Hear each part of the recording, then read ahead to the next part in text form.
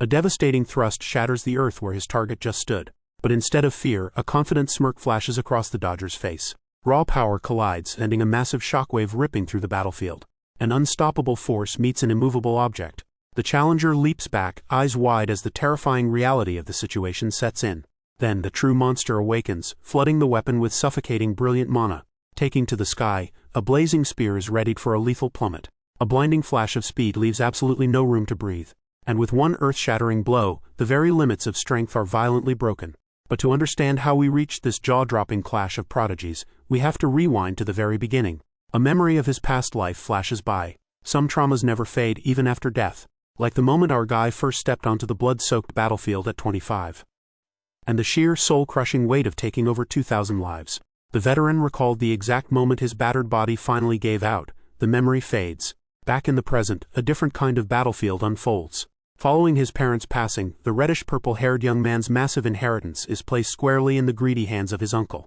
The blonde notary slides the documents across the table, urging our hero to sign his life away. The brown-haired uncle doesn't even try to hide his impatience, barking at the kid to just get it over with. The uncle flashes a greasy smile, promising to return every single penny once his nephew comes of age. In his original timeline, this is the exact moment everything went straight to hell. But this time, our boy rips the contract right down the middle, demanding the funds be locked in an imperial bank account under his own name. The uncle's jaw drops as the shredded paper flutters to the floor.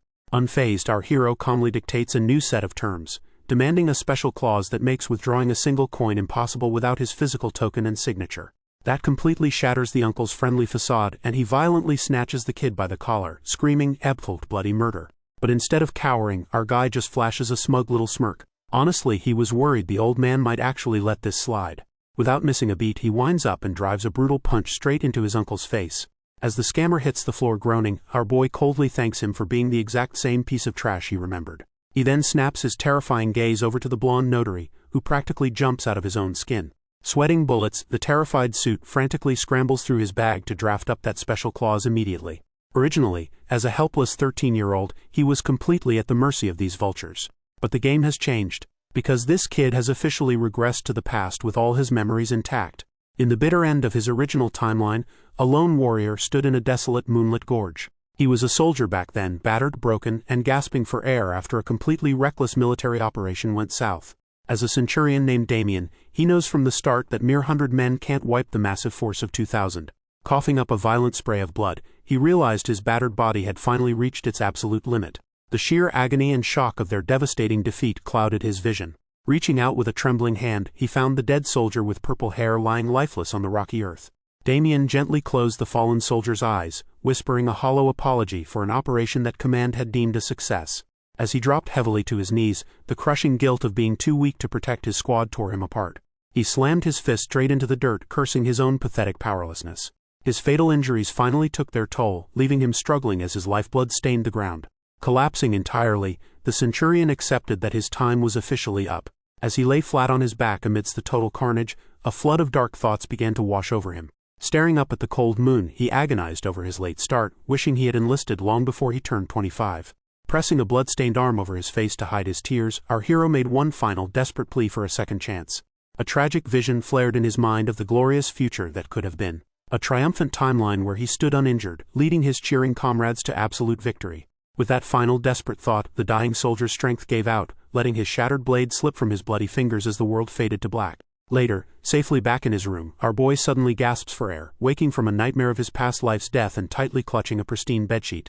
Patting his own face, Damien marvels that the impossible has actually happened. He's really been sent exactly 17 years into the past, right back into his teenage body. Throwing off the covers, our guy doesn't waste a single second, letting his veteran instincts take over as he rushes to check his most crucial asset.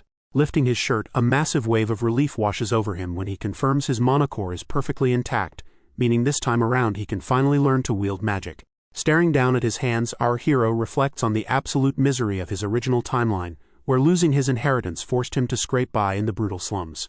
He was framed by the hooded gang members and dragged through the dark cobblestone alleys in heavy chains. From there, the system chewed him up and spit him out, forcibly conscripting the young orphan and throwing him straight into the meat grinder of a never-ending war. Standing bound before a wooden military palisade, the teenage prisoner truly believed his life was over before it even had a chance to begin. Back in the present, Damien falls back onto his mattress, marveling at the sheer willpower it took to climb the ranks and become a centurion despite all that trauma. But a cynical smirk quickly creeps onto his face, knowing none of those hard-earned achievements mattered since he ended up bleeding out in the dirt anyway. Suddenly, a faint creak in the floorboards cuts his pity party short, and his eyes snap wide open as a lifetime of lethal battlefield instincts violently kicks in. He sits up on the edge of the mattress, his radar pinging as he senses an uninvited guest creeping toward his room. Without making a single sound, our boy slides a hidden dagger out from under the sheets. Out in the hall, the cloaked intruder slowly wraps a black-gloved hand around the door handle. The latch clicks and the heavy wood creeps open. But before the cloaked intruder can even scan the room, Damien launches himself from above with a plunging drop attack. His blade sinks deep into the assassin's thigh, ripping a sharp cry of pain from the guy's lungs. Blood splatters his face as he curses under his breath, annoyed that his nerfed teenage stats meant the strike only went halfway in. Suddenly, the second cloaked intruder lunges from the shadows, screaming that he's going to end our guy's life. Damien just leans back effortlessly, letting the lethal slash carve through empty air. The second intruder presses the assault, charging forward with a wild, desperate thrust. Ducking low, our hero slips right under the sloppy guard like he's playing on easy mode. And with a brutal, swift counterattack, he drives his dagger straight into the assassin's gut. Standing over the bleeding bodies with his eyes glowing a demonic red, our guy raises his blood-soaked dagger and coldly demands to know exactly who ordered the hit. The surviving assassin groans on the stone floor, bleeding out from the brutal counterattack. Our boy doesn't give him a single second to breathe, violently yanking the thug up by his collar. Pressing a blade right to his face, Damien demands to know if Uncle Pucker sent them. When the man hesitates, our hero ruthlessly plunges the dagger straight into his shoulder. But before he can extract a straight answer, heavy footsteps echo down the hall. A blonde swordsman steps into the light, and Damien immediately recognizes the veteran killer as Mookman. His mind races, instantly piecing together what this new arrival actually means. Deciding the captive is no longer useful, our guy casually slits his throat. He remembers it clearly. A wave of dark nostalgia washed over him as he recalled his past life. 17 years before the present regression point, he was easily cornered and dragged through the alleys by these exact same thugs. The bearded man greedily clutched gold, making it all click. Pucker had sold him out for a handful of coins. Back in the present, fueled by the fresh sting of an old betrayal, Damien drives his knife into the corpse one more time. He yanks the blade free from the corpse, sending a fresh spray of crimson across the floorboards. The realization claws at him, and our boy's eyes burn with absolute fury as he curses that treacherous dog of an uncle. But the moment is cut short as Mookman glares down at him, the veteran's scarred face twisting into a sinister scowl. Without a single word of warning, the blonde swordsman explodes forward, closing the distance in a flash. He unleashes a lethal horizontal slash meant to take a head, but Damien casually leans back, letting the cold steel whistle right past his nose. Our guy doesn't even flinch, genuinely wondering to himself if Mookman was always this pathetically slow. Mookman starts swinging wildly, chaining massive sweeping arcs that our hero weaves through like an absolute ghost. The veteran screams in sheer frustration as he brings his blade down, completely unaware that he's fighting a regressor with maxed-out evasion. After being beaten hundreds of times in his past life, Damien learned to read the microscopic tells. The shift of a gaze, the planting of a foot, and the twitch of a shoulder. He smoothly ducks under another desperate horizontal swing, seeing the exact trajectory before the blade even leaves the station. Enraged, Mookman brings his sword crashing down in a furious overhead strike, but our guy just casually sidesteps the attack like it's nothing. Slipping right inside the man's wide-open guard, Damien drives his dagger straight up into Mookman's wrist, painting the air with a fresh spurt of blood. Shattered by the strike, the swordsman's grip completely fails, sending his weapon clattering uselessly against the stone. Mookman shrieks in pure agony, clutching desperately at his spurting wound. His legs give out entirely, sending the veteran killer crashing to his knees before a literal 13-year-old. Trembling uncontrollably, he stares at the steel embedded in his flesh, his brain completely short-circuiting at the reality of his defeat. With zero hesitation, our boy violently yanks the blade free, uncaring as a fresh spray of dark blood splatters across the room. Pale and drenched in sweat, the defeated assassin looks up in sheer, unadulterated terror at the absolute monster wearing a child's face. Damien calmly wipes his bloody knife clean on his tunic, those piercing red eyes glowing menacingly in the dim light. He coldly breaks it down for the guy, explaining that it wasn't some high-level magic. He just saw every single attack coming from a mile away. Completely baffled by the impossible explanation, Mookman just stammers in shock. Closing the distance in a flash, our guy steps in and presses the freshly cleaned blade right up against the man's throat. Desperate to survive, the thug tries to leverage his gang, warning that the rest of his crew will definitely hear about this. But our hero just presses the sharp edge deeper, casually pointing out that dead men have a notoriously hard time spreading rumors. Leaning in, the boy demands to know if his Uncle Pucker was the one pulling the strings. Mookman bites his tongue, stubbornly refusing to sell out his employer. Tilting his head, our guy casually threatens to cripple the veteran for life if he doesn't start talking. Staring into those unnatural glowing crimson eyes, the terrified thug realizes this is no normal 13-year-old. He finally cracks, confessing that Pucker hired him to keep the kid alive. But our boy coldly cuts him off. Having heard exactly what he needed, Damien whips his blade across Mookman's neck in a blinding flash of red. The swordsman clutches his ruined throat, eyes wide with absolute shock as the life rapidly drains out of him. He slumps to the floor in a pool of blood, while our hero turns his back without a single ounce of hesitation. With his departure only days away, our guy resolves to scrub every last loose end from the estate. In his past life he learned the hard way that leaving enemies breathing only breeds disaster. Stepping out into the hallway, his mind is locked onto a path of absolute eradication. The heavy wooden door clicks shut, leaving Mookman's corpse to rot in the dark. Meanwhile, across the estate, dead silence hangs over Uncle Pucker's multi-story manor. Inside, a cloaked assassin checks his silver pocket watch, expecting his squad to be done by now. Pucker is sweating bullets at his desk, clutching his bruised chest in an absolute panic while the hired killer casually assures him the target is as good as dead. The assassin flashes a condescending smirk, openly mocking his employer for being this terrified of a literal teenager. Pucker slams his fist down on the mahogany, his battered face twisting into pure venomous rage at the disrespect. The hitman just brushes off the tantrum, telling him to sit tight and warning him not to even think about docking his pay for the slight delay. Suddenly, a sharp knock echoes against the heavy wooden door, freezing them both in their tracks. Assuming his men are back with the package, the assassin heads to answer it, leaving Pucker to silently fume over the insurance contract, keeping his own hands tied. The uncle mentally vows to tear the kid apart the very second that paperwork clears. But the moment the hitman pulls the door open, a lethal blade thrusts straight through the narrow gap. He leaps backward on pure instinct, narrowly dodging a surprise strike that would have put him in the dirt. Landing gracefully back inside the study, the grim realization hits the assassin that his elite guards outside must have been completely wiped out.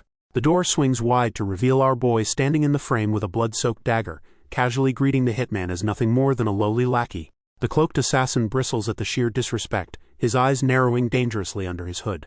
Damien just smirks, relentlessly mocking the veteran killer for being an obedient attack dog, taking orders from a literal pig. Realizing the actual severity of the situation, the assassin slowly turns his head back to his sweating employer. He flatly informs Pucker that his commission fee has just tripled on the spot. Drawing his own blade, the mercenary justifies the steep price hike by pointing out the absolute massacre of his elite squad outside. Crimson drips steadily from the tip of our hero's dagger, painting a grim, undeniable picture on the study floor. Dropping into a low combat stance, the assassin finally acknowledges the 13-year-old as a deadly, completely unexpected variable in this mission. Still cowering behind his desk, Uncle Pucker screams in absolute pants-wetting frustration. The hooded swordsman coldly announces he's backing out, sliding his blade from its sheath to cover his retreat. Pucker looks back in sheer terror at the standoff between the veteran killer and his nephew. Our boy's dark, suffocating aura flares up like a final boss, making even the seasoned assassin flinch. Desperate to keep breathing, Pucker screams that he'll triple Montal's payment if he just stays and fights. Catching a whiff of that bag, Montal turns right back around with a greedy smirk, declaring the negotiation complete. The assassin tells our hero it's nothing personal, just business. But Damien coldly replies that he's got plenty of hard feelings. In his past life, Damien spent half his childhood running like a rat in the slums because of scum exactly like them. It was in those dark alleys that his monohull was permanently shattered, completely ruining his future. Back in the present, our guy grips his spear tight and tells the assassin to shut up and die. Enraged by the disrespect, Montal charges forward with a vicious battle cry. But Damien doesn't even blink, instantly countering with a lightning-fast thrust that grazes the man's inner thigh. The hooded swordsman breaks into a cold sweat, suddenly realizing this kid is deliberately targeting his mobility. Damien unleashes an absolute barrage of thrusts, forcing the veteran to frantically leap backward just to survive the blender. But the second Montal's boots hit the floor, he rips his blade forward in a massive, desperate counterslash. The veteran assassin already map out his strategize, the moment our bog defend his face. He will slice our boy's thigh open with his blade. Fully prepared to deliver the strike, the assassin swings his sword in a wild, blinding arc. Damien effortlessly weaves past the follow-up strike, his eyes completely deadlocked on his prey. Realizing he's locked in a room with a literal raid boss, Montal drops low and rips a desperate sweeping strike right at the kid's legs. But his steel cleaves through absolutely nothing but empty air. The protagonist gracefully spins around the attack, having already read the guy like an open book. The sword was just a cheap feint to hide a dagger strike. Riding the momentum of his spin, Damien slams the heavy shaft of his spear directly into Montal's chest with enough force to shatter ribs. As the assassin goes flying across the room, Damien coldly lets him know that his little parlor tricks were painfully obvious from the start. Gritting his teeth in humiliated rage, Montal spits a curse at the brat. He lunges forward for one last suicidal attack, but Damien slashes him down before he can even finish his sentence. The assassin collapses to his knees, violently coughing up black blood as his life fades. Looking down at the fallen swordsman, Damien notes that while he was a step up from the thugs outside, he was still just a back-alley amateur. With the hired muscle dealt with, our guy slowly turns his glowing red eyes toward his uncle. Trembling on the floor, Uncle Pucker begs and pleads for his nephew to just hear him out. But as our boy's footsteps echo closer, the man's pleas turn into terrified shrieks. A blood-curdling scream rings out into the night, signaling the definitive end of Uncle Pucker's greed. Later, a massive sum of 6 platinum and 650 gold is deposited into Damien's account. Sitting in a high-end office, our hero reviews the paperwork, having successfully cashed in on his parents' life insurance.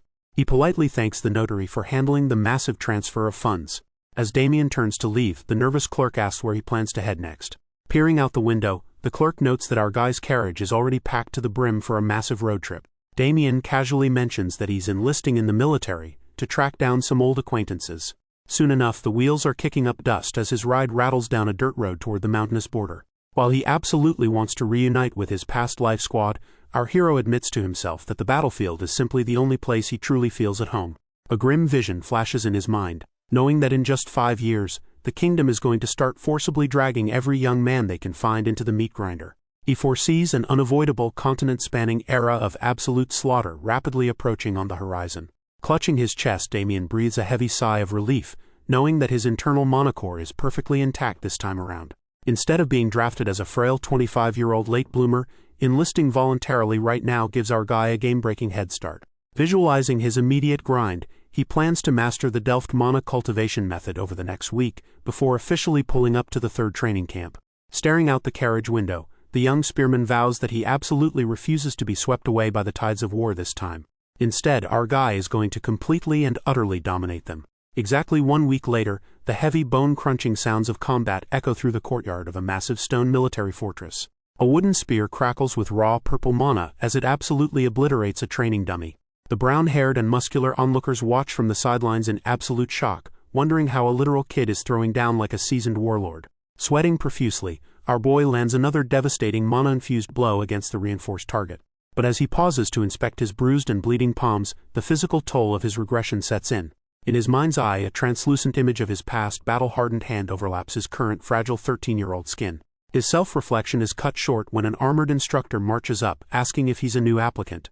The man praises the kid's flawless spearmanship, asking exactly where he learned such high-level techniques. Damien panics internally, a vision of soldiers running drills flashing before his eyes as he realizes he just casually busted out a military style he shouldn't know yet. Thinking fast, our guy drops a flawless lie, claiming it was a technique passed down by his late father. He spins a tragic sob story about his dad's deep military pride, a masterclass in manipulation that scores a perfect 100 with the instructor. Flustered by his own perceived insensitivity, the man frantically waves his hands to drop the subject. Clearing his throat to regain his professional composure, the instructor formally asks for the young prodigy's name. Snapping to perfect attention, our boy formally introduces himself as Damien. The armored instructor gives him an encouraging pat on the shoulder, wishing him the best of luck in the trials. Damien bows respectfully as the man turns and heads back up the stairs. But the second he's left alone in the courtyard, a strange resonant hum begins to vibrate from his waist. Looking down at his scratched hands, he feels a familiar, intoxicating surge of power welling up inside him. A brilliant sphere of purple energy ignites inside him, and Damien cracks a triumphant smile, realizing his mana core is finally awake and he's officially back in the game. The legendary Delft mana cultivation method, a notoriously strict but incredibly efficient technique created by a literal genius 15 years in the future. Rewind to his past life, where a shattered mana core left our guy absolutely desperate, grinding this exact method in the dark just hoping for a miracle. His own subordinates would roll up just to talk trash, openly mocking their captain for trying to cultivate mana when he couldn't even spark a basic aura. He'd snap, sending those punks scattering like roaches with a single furious glare. That was then. Now all that tragic grinding is finally paying off as pure purple mana swirls around his hand, leaving him with just one goal: ace the entrance exam. He glances around the bustling courtyard, his veteran instincts already scanning the crowd. As he steps onto the training grounds, a sudden realization hits him. A certain legendary figure from his past life started out in this exact same camp. An imposing silhouette of a silver-haired warrior flashes in his mind's eye, and our boy can't help but wonder what the future powerhouse looks like as a rookie. The comic cuts to the testing field, where a sea of fresh-faced applicants line up for their very first trial. The first objective is dead simple: pick up a massive 30-kilogram boulder from the dirt. It's a classic meathead filter designed to weed out the weak, and Damien squats down to get a solid grip on the heavy stone. With his newly intact monocore doing the heavy lifting, he hoists the rock over his head like it's made of styrofoam, instantly securing a passing grade. Our boy brushes off the sweat with a smirk, realizing that hitting 1 star in his mana cultivation has basically turned this exam into a tutorial level. With the heavy lifting out of the way, the crowd gathers around the wooden platform for the next phase of the gauntlet. A blonde-haired instructor steps up to the edge of the stage, projecting his voice across the courtyard to announce the second trial. It's an endurance run, and the serious shift in Damien's eyes tells us this isn't going to be a simple jog around the track. The proctor lays down the law. They have exactly 90 minutes to cross the finish line, and while a little shoulder checking is fair game, outright attacking each other is strictly forbidden, a rule that immediately tips our guy off to a hidden catch. Sure enough, a quick glance at the suspiciously jacked undercover applicants scattered through the crowd confirms that the military has planted hidden instructors to play referee. A confident smirk creeps across the regressor's face, fully ready to turn this obstacle course into his own personal playground. The recruits toe the thick red starting line, the anticipation hanging heavy in the air. But just as Damien stretches out his shoulders, an unfamiliar voice cuts through the crowd, noting that they've been sorted into the same running group. A blonde-haired kid strolls right up to our hero, casually dropping the bombshell that he's been keeping a very close eye on him. Damien raises an eyebrow at the sudden attention, but as he gets a good look at the kid's confident grin, a nagging sense of familiarity claws at his memory. The blonde-haired boy leans in close, smirking like the answer is painfully obvious. Dropping his voice to a whisper, he lays his cards on the table. He knows our boy can use mana. Damien's mind races, knowing full well that a commoner who can sense aura either has wealthy backers or a seriously special background. A sudden realization hits our hero like a freight train just as he asks the kid his name. The boy introduces himself as Affl, and Damien's eyes go wide at the drop of that legendary name. A vision of the timeline to come flashes before his eyes. An adult Affl kneeling to receive a count's title, destined to become a legendary general before he even hits 30. Blinking away the awe, Damien watches the future legend extend a friendly hand, suggesting they team up to beat the boredom. Our guy doesn't hesitate to shake on it, figuring you'd have to be crazy to pass up an alliance with a certified powerhouse. Their impromptu networking session is cut short as an instructor barks through a megaphone, ordering the recruits to brace themselves. The whistle shrieks and instantly, Affl and the frontrunners blast off the starting line at an absolute dead sprint. Damien hangs back for a split second, watching the dust kick up as the overeager pack surges forward. He can't help but sweat drop at the sheer chaos, wondering why these rookies are burning all their stamina right out of the gate. Our guy locks onto the horizon, instantly recognizing the infamous Wailing Wall, the real filter of this physical exam. Affl suggests a classic marathon strat, proposing they draft behind the pack and overtake the exhausted runners at the finish line. But pacing is for NPCs. Damien declares that's just not his style and hits the gas, blasting forward and leaving the blonde boy eating his dust. Meanwhile, the rest of the oblivious recruits are taking it easy on a light jog, saving their stamina for the final stretch. Up ahead in the pack, a blonde-haired hidden instructor hears a suspicious rumbling approaching from the rear. He glances over his shoulder to see our hero charging at them like a runaway freight train, wondering what kind of crazy kid sprints this early. He warns his muscular bandana-wearing buddy to intercept the rookie, telling him to just intimidate the overachiever without actually breaking him. The meathead chuckles arrogantly, flexing his shoulders of steel and promising to go easy on the incoming speedster. But before the meathead can even finish his sentence, our guy's hand clamps onto his shoulder with a single, icy command to move. With a casual shove, the kid absolutely ragdolls the grown man, sending the stunned instructor stumbling off balance. Damien doesn't even break stride, blowing right past the disguised veterans and leaving them choking in his wake. He keeps his eyes locked dead ahead as the humiliated instructors scramble in a total panic, screaming at each other to block the absolute menace. Sure, these disguised veterans might have the experience, but our guy is out here treating them like literal speed bumps. He leaves them completely in the dust, proving that at the end of the day, a basic camp instructor is no match for a regressor's instincts. Back in the pack, Affl watches the kid break the sound barrier and can't help but laugh at the sheer absurdity of it. There's no way the blonde-haired prodigy is going to let himself be shown up by some random recruit. Kicking his own engine into overdrive, Affl blasts out of the formation, sprinting forward with incredible speed to close the gap. Seeing two absolute madmen completely shatter the pacing strategy, the rest of the applicants realize the unwritten rules just went out the window.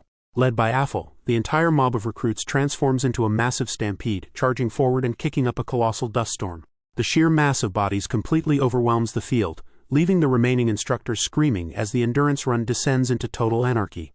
Over at the second parade ground, a couple of officers spot the rising dust cloud and realize they've got a seriously bizarre anomaly on their hands.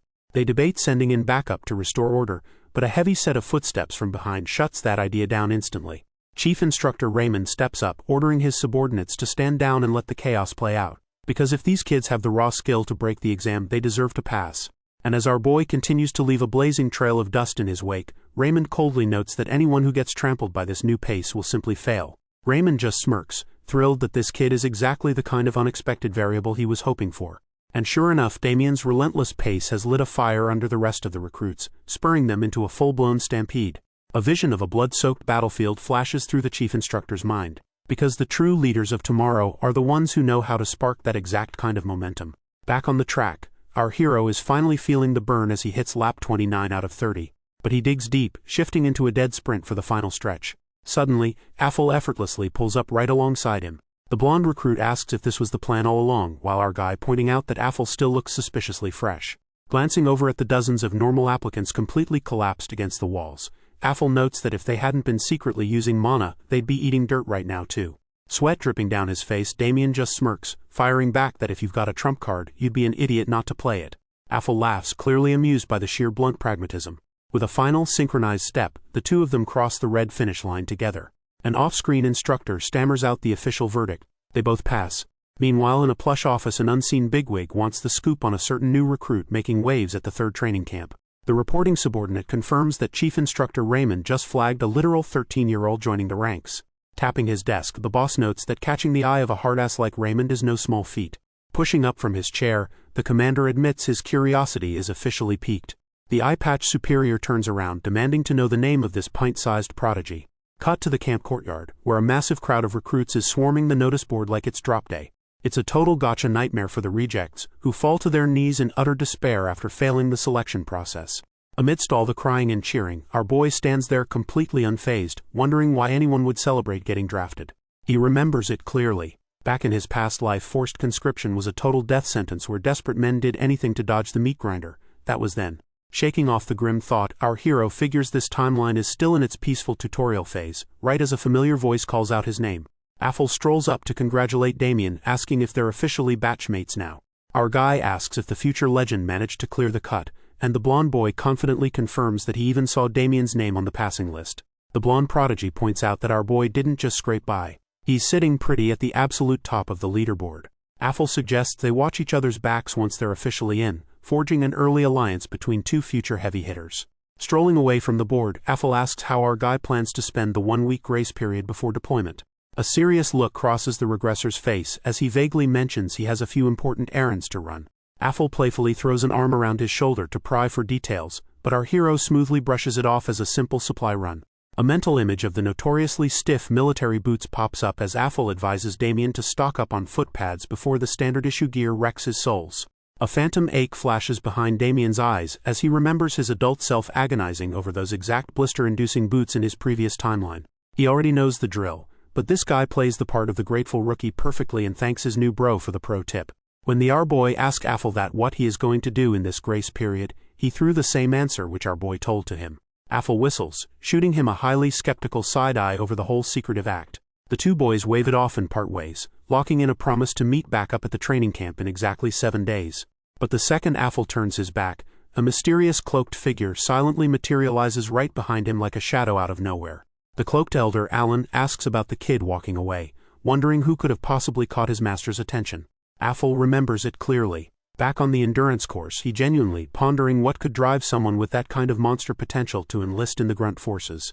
He had pressed Damien about his absurd mana reserves, pointing out that he was way too strong to be a normal recruit. But Damien had just flipped the script, casually calling out the blonde's own hidden power level with a cocky grin.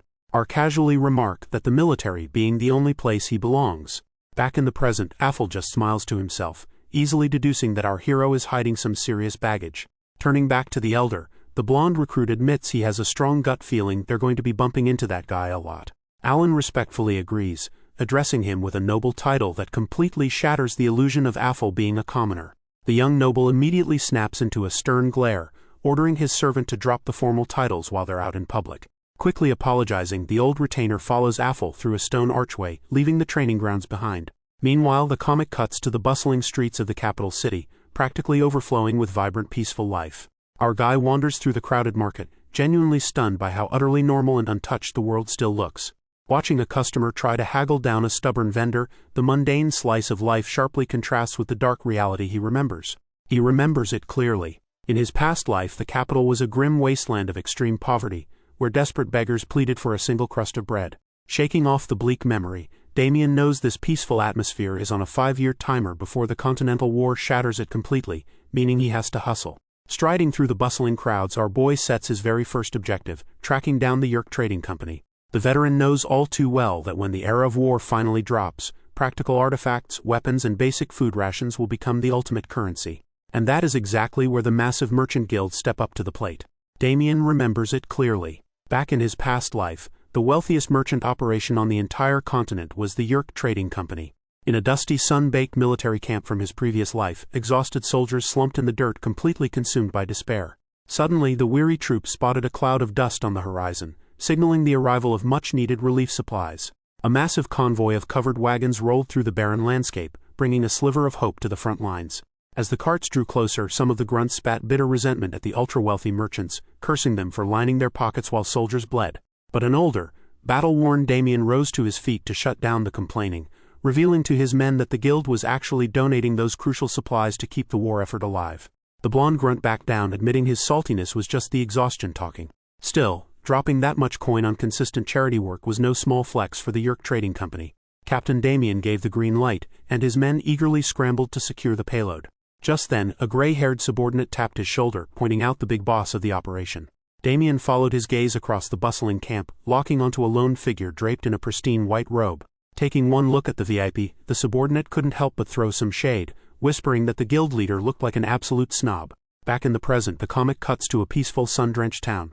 Our hero leans against the brickwork, turning that old intel over in his head. The Yerk Trading Company had been rolling out the philanthropy long before the war even kicked off. Running the numbers like a true tactician, he figures he can filter the capital's 40 merchant guilds down to a solid top 7. Since they're known for throwing around serious charity money, our guy decides to target the heavy hitters first and hits the pavement. The sun begins to dip over the mountains as he grinds through his systematic citywide sweep. Completely gassed from the legwork, Bro finally drags himself to the very last wooden door on his hit list. He pushes the heavy wooden door open, calling out into the quiet building to see if anyone is around. A green-haired man steps up to greet the visitor, looking every bit the welcoming merchant. Our hero puts on his best polite face and spins a cover story about wanting to invest some serious coin into local charity work. The merchant eats it up, praising the young man's noble mindset, while Damien just prays this isn't another wild goose chase. Taking a seat, the man formally introduces himself as Yerk, the head of the Hamal Trading Company. That single name sets off alarm bells in Damien's head, and he introduces himself, convinced he's finally tracked down his target. Across the table, our guy cuts to the chase and asks if Yerk happens to have a son. Yerk just chuckles, clarifying that he only has one deeply immature daughter. The disappointment hits Damien like a ton of bricks and he slumps back, assuming this whole lead was a massive bust. But before he can excuse himself, the door suddenly bursts open behind him. His eyes go wide in shock as a cheerful voice rings out calling for her dad. A blonde woman strolls into the room, and as the vision of the white-robed head of the Yerk Trading Company from his past life overlaps perfectly with her face, Damien realizes Yerk's daughter is the exact person he's been looking for. Yerk does the honors, formally introducing our boy to deal across the dining table.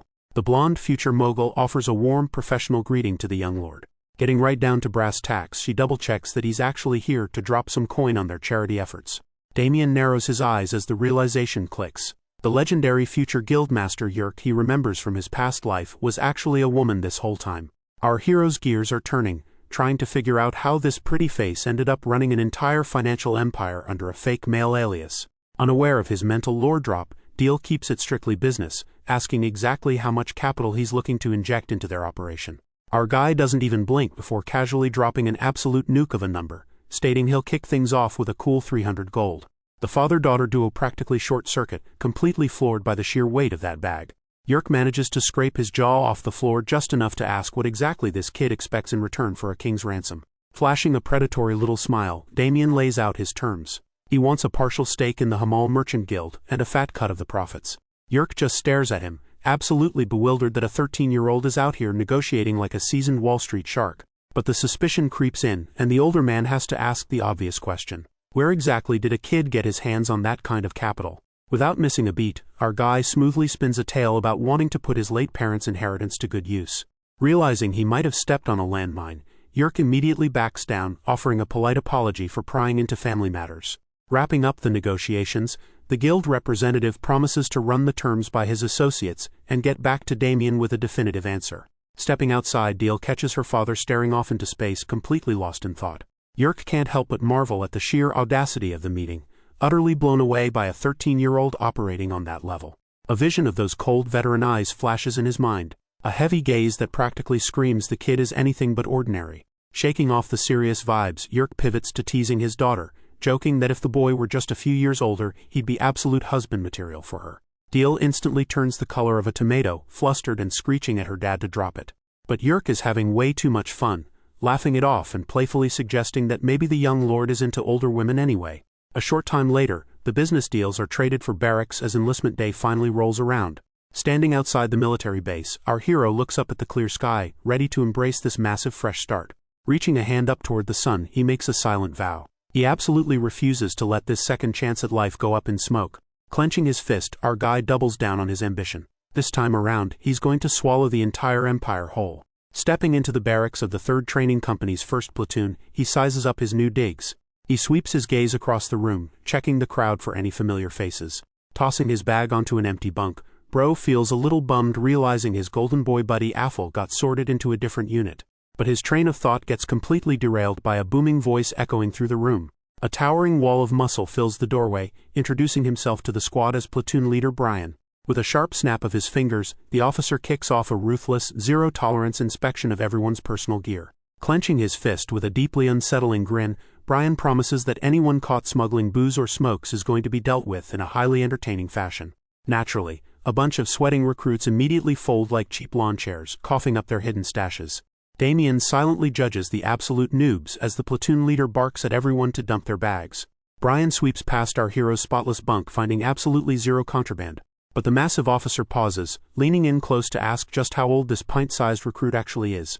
When our boy calmly drops that he's 13, Brian looks like his brain just blue-screened. Over on the next bunk, a blonde recruit with shaved sides scoffs, loudly complaining that the army is drafting literal toddlers now.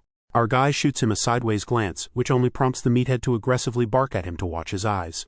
Our hero just closes his eyes, deciding it's an absolute waste of breath to get into a shouting match with an NPC. Instead, a dark vision flashes behind his eyelids as he mentally files the guy's face away, fully intending to show him exactly how hard a kid can hit. Suddenly, a bald recruit a few beds down violently shivers as an ominous chill runs straight down his spine. Brian looms over the sweating private, ordering him to empty his bag down to the last lint ball. Flashing a terrifying, shadowed smile, the platoon leader asks if he needs to dig through the gear himself. The terrified recruit frantically dumps the rest of his belongings onto the mattress, swearing on his life that's everything. Pivoting to face the rest of the room, Brian issues one final, ironclad warning. He promises that anyone caught hiding contraband will be running laps until their lungs give out, leaving the recruits picturing a night of endless, agonizing cardio. Watching the absolute panic unfold, Damien just flashes a smug smirk, thinking these scrubs are getting exactly what they deserve. Satisfied with the sheer amount of fear he's instilled, the muscular officer officially calls an end to the inspection phase. Moving right along, he announces that he needs to appoint a temporary student platoon leader to run the show whenever he's not around. Whipping a folded document out of his pocket, he starts scanning through the recruits' files. A genuinely impressed smile crosses his face as he notes that one absolute unit in their ranks passed the entrance exams with off-the-charts marks. He calls out the name Damien, demanding the high scorer step forward and claim his crown. The rest of the room instantly starts sweating bullets, terrified that the aggressive blonde meathead from earlier is about to be handed absolute authority. Brian actually walks right up to the Mohawk recruit to ask if he's the guy, but before the brute can answer, a calm voice pipes up from behind them. The platoon leader was completely stunned, his brain short-circuiting as he tried to figure out who else could possibly be an elite scorer. Brian whips around and looks down, way down, his jaw practically hitting the floor.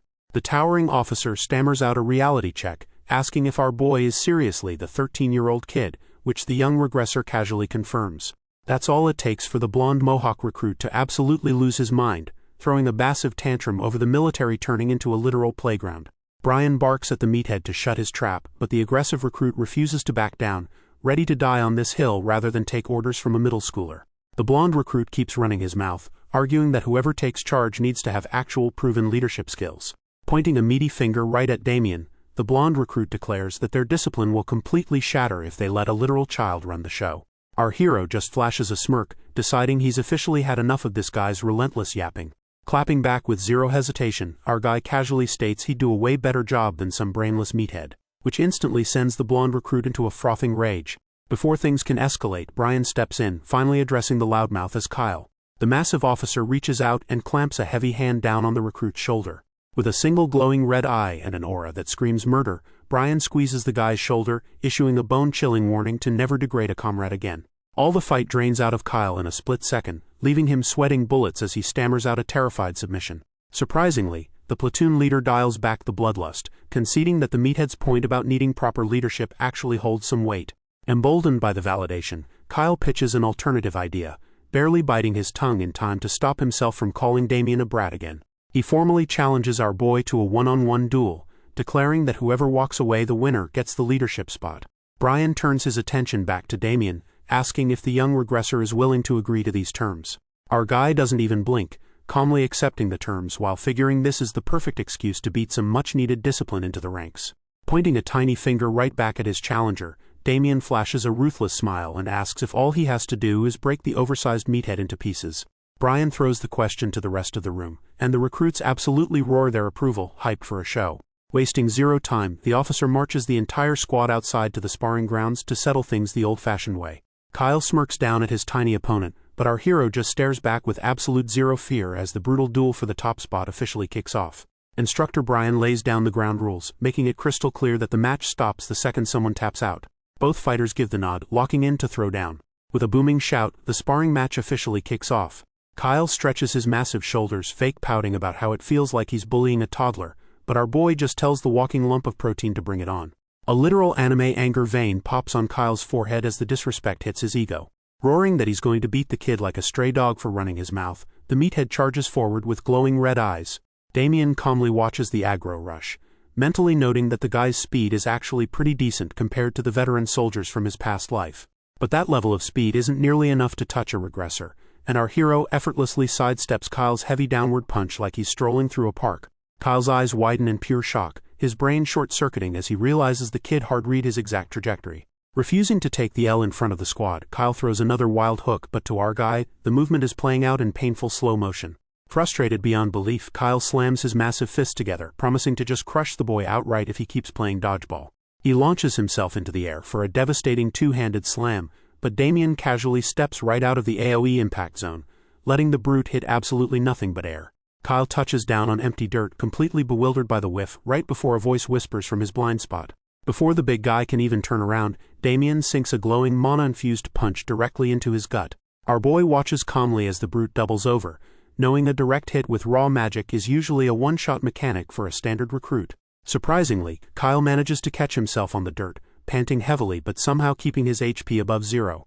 Completely blinded by tilt, the massive recruit charges forward again, screaming that he's going to kill the kid.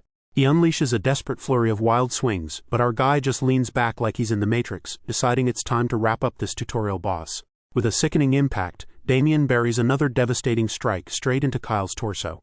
Calling out the final hit, our hero watches the massive recruit finally give out, collapsing to his knees with an agonized groan. Kyle faceplants into the dirt, completely knocked out cold while the rest of the peanut gallery watches in stunned, breathless silence. Casually dusting off his hands, Damien dismisses the unconscious lump like it's just another Tuesday. Radiating a dark, absolutely menacing aura, he locks eyes with the terrified crowd and asks if anyone else wants to queue up for a beating. The remaining recruits sweat bullets, frantically shaking their heads in absolute, undeniable refusal. With zero takers stepping up to the plate, the instructor calls the match, officially crowning our boy as the undisputed platoon sergeant. Sometime later, a heavily bruised Kyle is finally discharged from the base infirmary. He trudges down the hallway, his ego completely shattered into a million pieces by the humiliating one-sided beatdown. He realizes he doesn't even remember what happened after taking that very first hit to the ribs, the grim truth sinking in that he was outclassed from the jump. Pausing outside the barracks door, he curses his own pathetic performance, having genuinely believed nobody in this entire camp could hold a candle to his raw strength. He shoves the door open, instantly startling the rest of the squad inside. The onlookers whisper nervously, terrified that the bruised meathead is about to demand round two and end up right back on a hospital cot. Ignoring the whispers, Kyle marches straight up behind Damien, calling his name in a low, heavy voice. But instead of throwing a sucker punch, the massive recruit drops straight to his knees, loudly declaring his absolute submission and pledging to serve the kid as his rightful leader. Our guy stares down at him in pure bewilderment, legitimately wondering if he accidentally gave the brawler permanent brain damage. Kyle earnestly explains that while his new boss is the youngest person he's ever fought, he's undeniably the strongest, and it's only natural to bow to a superior warrior. Listening to the heartfelt plea, Damien realizes the meathead actually has a solid sense of warrior's honor beneath all that muscle. Smiling, our boy waves off the formalities, telling the kneeling giant to drop the titles and just use his actual name. They shake on it, officially cementing a brand new bromance and locking in their status as the undisputed top dogs of the platoon. 1 week later, the recruits are getting absolutely smoked out in the field, enduring a blur of grueling physical training under the blazing sun. Pounding the dirt alongside Kyle, our hero notes that these brutal daily sweat sessions are at least making the time fly by. But as the session wraps up, Brian dismisses the squad to the barracks and singles out Damien for a little one-on-one detour. Sweating and thoroughly confused, our guy trails behind the instructor, racking his brain over what this sudden VIP summons is all about. The mystery march ends right at the heavy double doors of the administration office. Peeking inside, the kid quickly realizes he isn't the only recruit who scored an exclusive invite today. He slots into the lineup among the other platoon leaders, chilling out and waiting patiently for the big announcement to drop. Out of nowhere, the mocking recruit next to him decides to run his mouth, loudly roasting Damien's scrawny build while Damien compare the loudmouth to a literal toad. Our guy pictures a hilarious mental image of this skinny guy to stand toe-to-toe with a jacked monster like Kyle. The skinny guy asks our boy that why he is staring him, while Damien stares dead into the guy's face and casually wonders aloud just how far he could split those eyes open. The mocking recruit's ego shatters on impact, his face flushing red as he screams at the sheer disrespect. But before hands can be thrown, an armored officer steps to the front of the room and shuts the whole circus down, demanding absolute silence. The bully immediately folds, muttering a classic villain threat under his breath as the officer officially kicks off the briefing. He doesn't waste time dropping the main event. In exactly 1 week, every unit is throwing down in a massive platoon versus platoon team battle for their midterm assessment. The entire room barks their confirmation, the hype levels instantly spiking as the recruits get fired up for the upcoming bloodbath. Briefing complete, the officer dismisses the gathering and sends the newly minted leaders back to their barracks to prep. But the moment they step out into the hallway, the mocking recruit decides he isn't finished, stopping our guy dead in his tracks. Raising a fist, the oversized bully aggressively promises to beat some respect into the kid for failing to read the room. A couple of nearby recruits watch the pathetic display, openly criticizing the guy for trying to flex on a literal child instead of focusing on his own platoon. When the bully tells them to mind their own business, the brown-haired recruit calmly steps into the danger zone, warning the aggressor that he might be the one leaving on a stretcher. Completely ignoring the fuming meathead, the brown-haired recruit invites our hero to ditch the loser and walk away, which Damien happily agrees to. But after taking just a few steps, the young platoon leader suddenly freezes in his tracks. Our boy asks what platoon the bully belongs to, puffing out his chest to proudly reveal that he is the leader of the 4th platoon. A dark, downright villainous smirk spreads across Damien's face as he promises to commit that little fun fact to memory, telling the idiot he'll see him on the battlefield. Leaving the meathead in the dust, our hero continues down the hall with his new acquaintance. The brown-haired recruit explains that he's in the same platoon as Affl, meaning word of Damien's top-tier practical scores has already spread like wildfire. Introducing himself as Gerard, the 3rd platoon leader, he flashes a friendly smile and says he's looking forward to seeing our boy's skills in action. Moments later, Damien bursts through the doors of his own barracks, demanding everyone's undivided attention.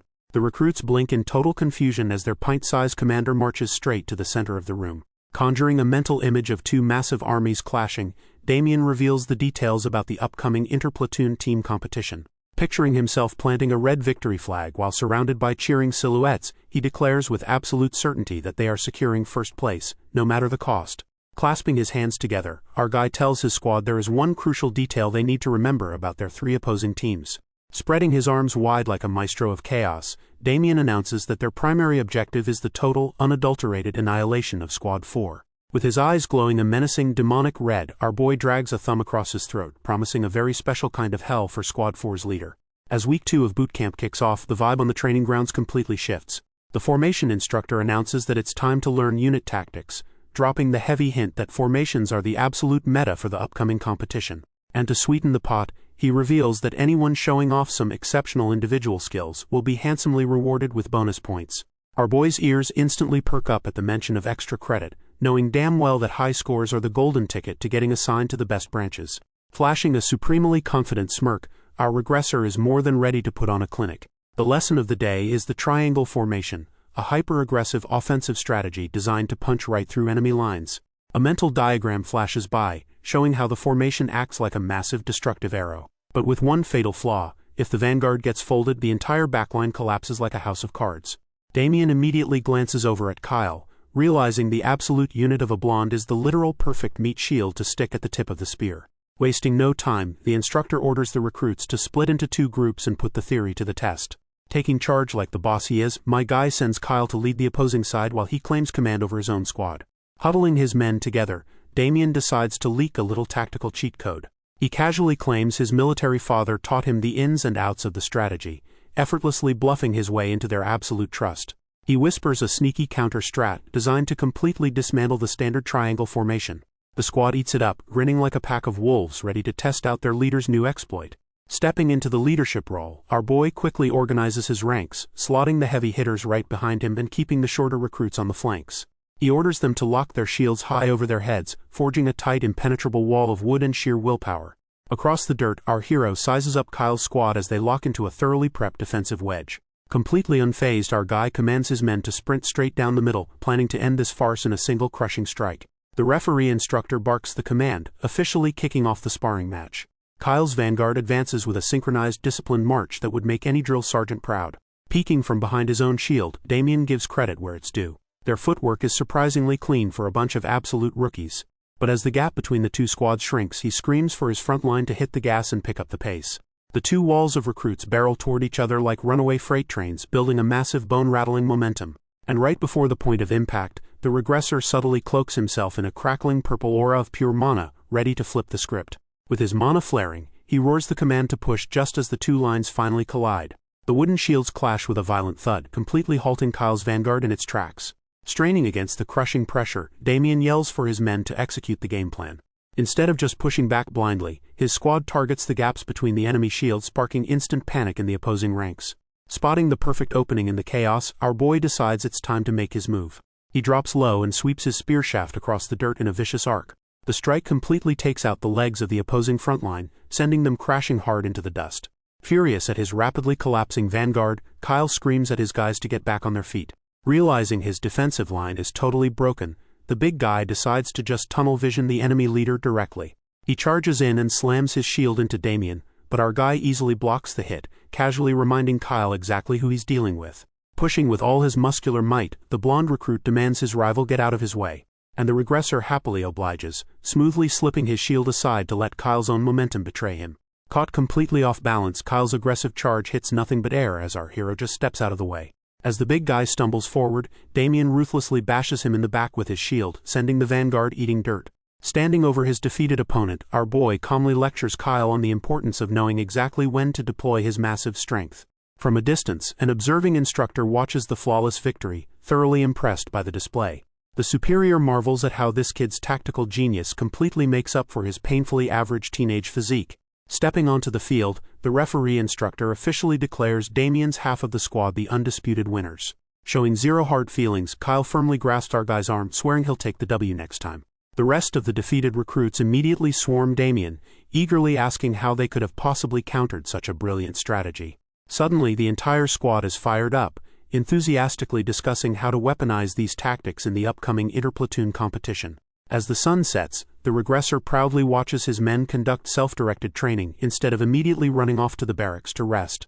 But his peaceful observation is suddenly shattered when a hostile voice rings out, loudly mocking the squad leader's size. Damien turns around in surprise, only to find 2 massive silhouettes looming right over him. It's the peanut gallery from Squad 4, openly laughing their asses off at the idea of taking orders from a literal child. Kyle and the bald recruit immediately bristle, taking the disrespect entirely personally. But the rivals just keep digging their own graves, smugly mocking Squad 1 for having absolute rock-bottom standards. The Squad 4 leader steps right up to the plate, specifically targeting our boy for playing pretend as a leader. Damien recognizes the loudmouth instigator instantly, mildly annoyed that this NPC is practically begging for a beatdown.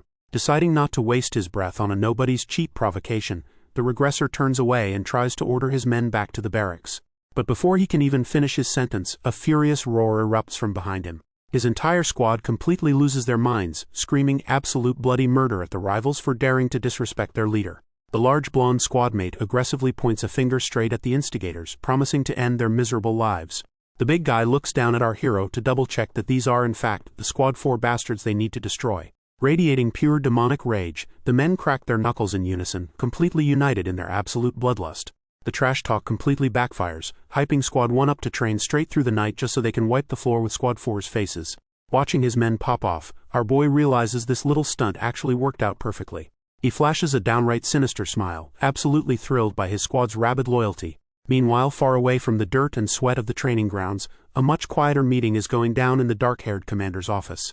Commander Boris leans back at his desk, asking the chief instructor if any of the fresh meat are actually worth their salt. Chief Instructor Raymond gives it to him straight, reporting that while a few have decent potential, 2 trainees in particular are standing head and shoulders above the rest. He drops the bomb that despite being literal kids, both of them already know how to wield mana. Boris is instantly intrigued, pressing to know if these prodigies come from some kind of high-born noble background. The commander knows the brutal math of this world. Mana cultivation methods cost an absolute fortune, making it a completely inaccessible, unknown power to commoners. But Raymond confirms that both Damien and Affl have completely ordinary, orphan backgrounds on paper, making their elite skills highly suspicious. Changing the subject, Boris asks about the recent commotion between the squads, and Raymond admits the whole mess centers right around Damien.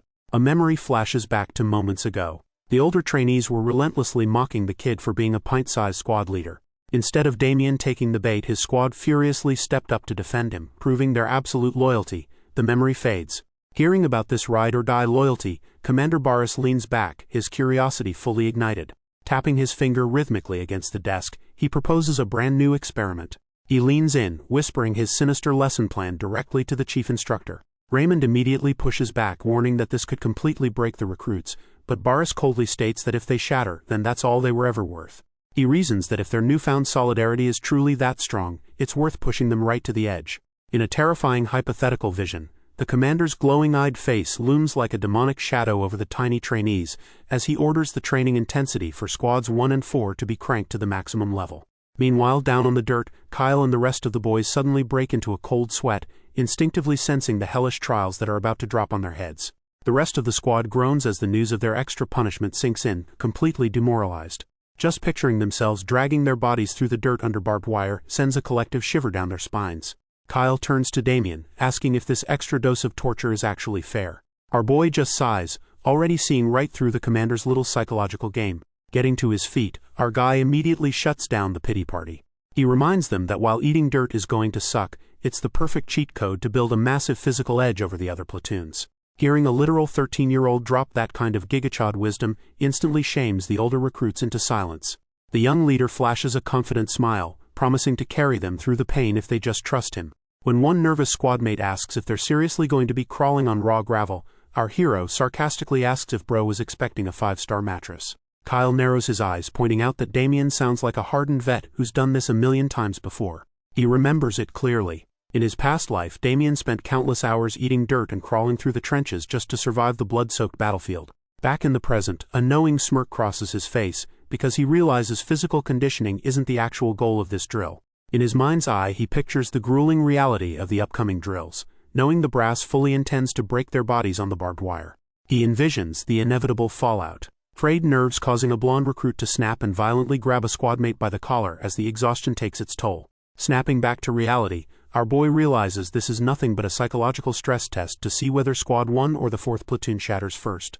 Refusing to play right into the commander's hands, our guy kneels by his bed and orders everyone to grab their issued socks. His squadmates exchange thoroughly confused looks, completely baffled by the weird request.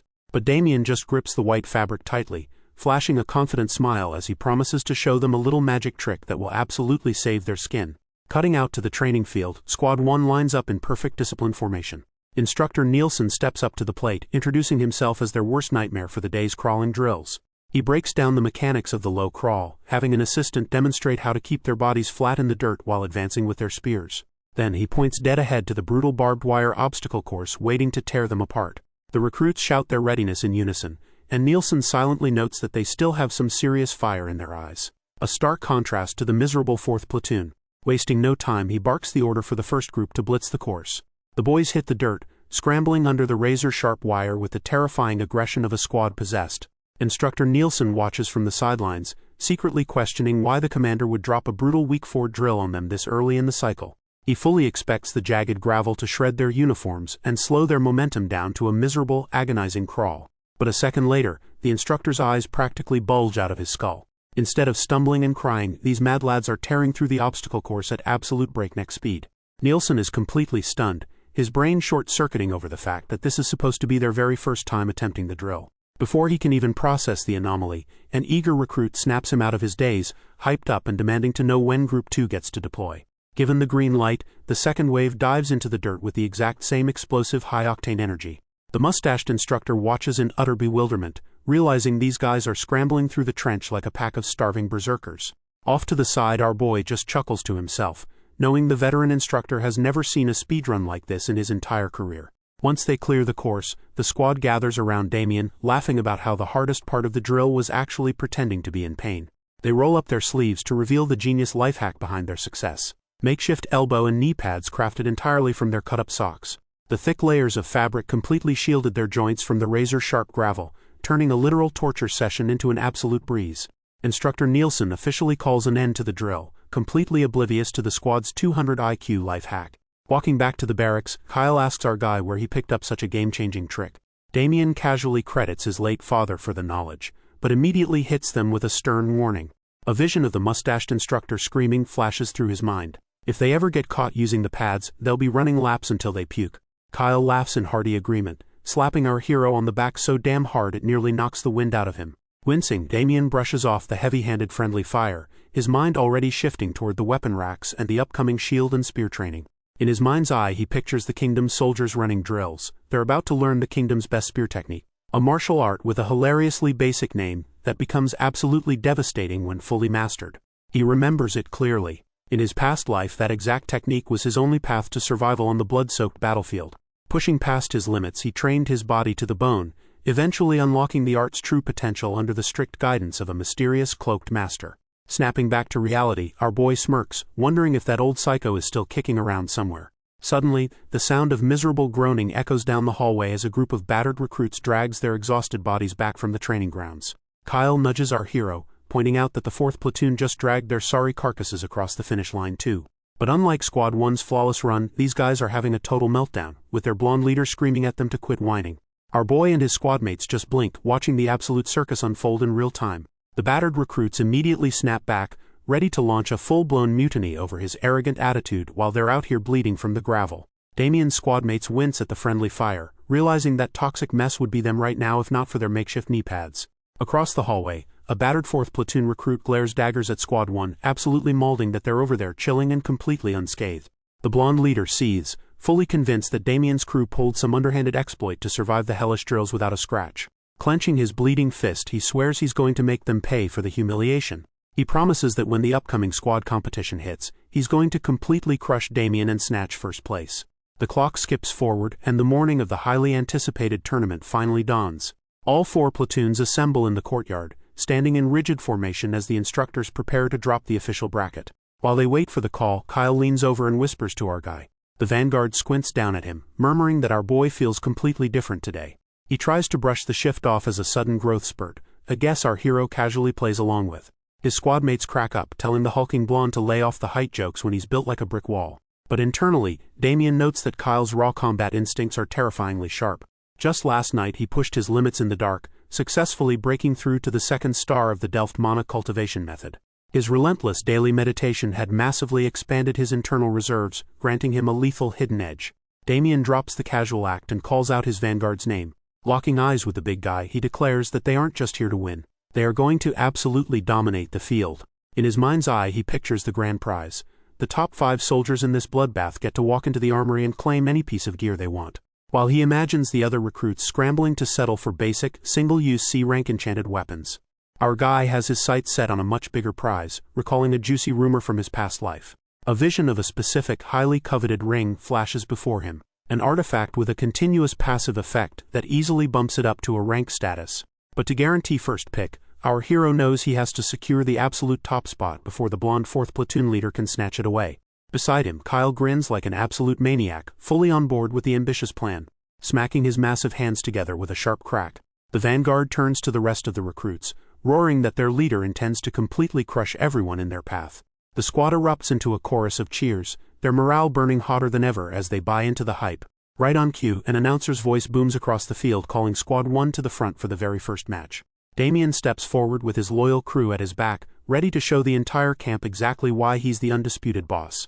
The rules of this little squad scrimmage are dead simple. One team goes on the offensive while the other turtles up. If the attackers can't snatch the flag before the clock runs out, it's an automatic L, and Squad 2 is up to bat first. Our boy calmly tells his platoon to stick to the script and trust their drills. He double-checks the game plan with Kyle, who is more than ready to flex his monstrous strength. With the shrill blow of a whistle, the war games officially kick off. Squad 2 charges out the gate with a ferocious battle cry, looking to absolutely steamroll the defenders. But they slam face first into a literal wall of wood and muscle, with Squad 1 holding their ground like an absolute fortress. The attackers are completely baffled by the impenetrable defense, sweating bullets as they realize there are zero gaps to exploit. Up in the VIP seats, the instructors note that Damien's tightly packed formation is a purely defensive strat. But our guy isn't just planning to sit there and take it, suddenly flashing the green light for his men to push back. Kyle lets out a primal roar, throwing his massive weight into the shield wall from the inside. The sheer kinetic force of the vanguard sends the entire attacking squad stumbling backward in a total panic. The man with grayish-blue hair leading Squad 2 is absolutely losing his mind, cursing out the defenders for having the audacity to advance. Catching the enemy completely off balance, our boy calls out to his personal vanguard. Kyle happily obliges, breaking from the shield wall to violently tackle a poor recruit straight into the dirt. The rest of the attackers can only watch in sheer horror as the blonde juggernaut scatters their ranks, sending bodies flying backward with nothing but a shoulder charge. But our guy isn't letting him go rogue, barking an order for Kyle to fall back in line and keep the pressure tight. Locked back into a solid wall, Squad 1 executes a synchronized devastating shield bash that violently shatters the enemy's front line. Squad 2 is left completely bewildered, unable to comprehend how a bunch of rookies are flexing this kind of flawless teamwork. Spotting the perfect gap in their crumbling defense, our hero screams for a full all-out charge. His squad crashes into the broken enemy lines like a freight train, violently launching bodies into the air amidst a massive cloud of dust. Up in the stands, the observing instructors are left totally speechless by the brutal efficiency on display. Platoon leader Brian watches the absolute slaughter, realizing these basic trainees are fighting with the coordination of elite battle-hardened veterans. And looking out over the chaotic melee, he knows exactly who is responsible for this miraculous transformation. Down on the field, our boy continues to bark flawless tactical commands, orchestrating the total dismantling of the enemy's formation. Brian remembers it clearly. Every single night, Squad 1 voluntarily stayed late in the barrack, with Damien personally ironing out every single one of their weaknesses. Now that grueling extra practice is paying massive dividends as the recruits maintain an unbreakable shield wall, executing their leader's teachings to the letter. Brian can't help but smile, deeply respecting the sheer undeniable competence of the young sergeant. Suddenly our guy spots a fatal opening in the opposing line and barks the attack signal. Kyle flashes a predatory grin, eagerly scanning the chaotic battlefield for his designated prey. The massive vanguard locks eyes with Squad 2's terrified flag bearer, looming over the poor guy like an absolute sleep paralysis demon. The targeted soldier completely loses his nerve, screaming for his entire team to abandon their offensive and just focus on blocking the incoming raid boss. Panicking hard, Squad 2 hastily clumps together, raising their spears in a desperate tightly packed defensive huddle.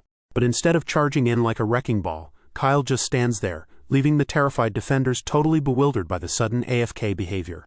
The hulking blonde flashes a smug smirk, happily informing the opposing squad that they just fell right into the trap. The enemy soldiers freeze in pure horror as the realization finally crashes down on them. Suddenly, a blur of rapid footsteps blitzes up right behind the vanguard. Our boy doesn't even slow down, planting his boot squarely on Kyle's shoulder and using the absolute unit as a literal springboard. He catches massive air, vaulting straight over the tightly packed enemy defense like it's a casual game of leapfrog. Coming down like a meteor, the hero drives the butt of his spear squarely into the enemy flag bearer's chest. He ruthlessly pins the breathless defender to the dirt right as the referee calls time. Hoisting the captured flag high, Damien officially claims a flawless zero-casualty victory for his squad. Up in the VIP balcony, the instructors are absolutely blown away, already placing their bets on Squad 1 sweeping the whole tournament. But the wavy blue-haired instructor tells them to hold their horses. He points a gloved finger toward a completely different match happening on the far side of the field. Over in the dust, Squad 3 is currently holding down an absolute brick wall defense of their own. Meanwhile, the arrogant Squad 4 leader is throwing a massive foot-stomping toddler tantrum. The cocky jerk had fully planned to use Squad 3 as a light warm-up, but his guys are getting completely stonewalled. His exhausted vanguard is sweating buckets, unable to push the opposing shield wall back a single inch. From the absolute safety of the backline, the Squad 4 leader screams at his grunts to stick to the plan. But his men finally snap, screaming right back at him and proving their teamwork is officially dead in the water. Across the dirt, the young man with bluish-gray hair suggests they push the advantage, but the blonde prodigy calmly shoots the idea down. Affl casually explains that they just need to hold the line and let the enemy burn through their own stamina. The young man falls in line, internally marveling at how Affl can read the battlefield like a seasoned vet. Looking at the kid's flawless composure, he realizes Affl is no ordinary recruit and wonders what kind of crazy background he's hiding. Following the blonde boy's lead, the young man barks at the rest of the team to lock down their formation and keep the pressure on. Squad 4 throws their bodies against the wooden shields once again, but the defenders eat the impact without giving up a millimeter. The attackers are literally foaming at the mouth, begging the defenders to stop stalling and actually throw a punch. Peeking over the shield wall, the young man with bluish-gray hair notes that the enemy's HP and morale have officially hit zero.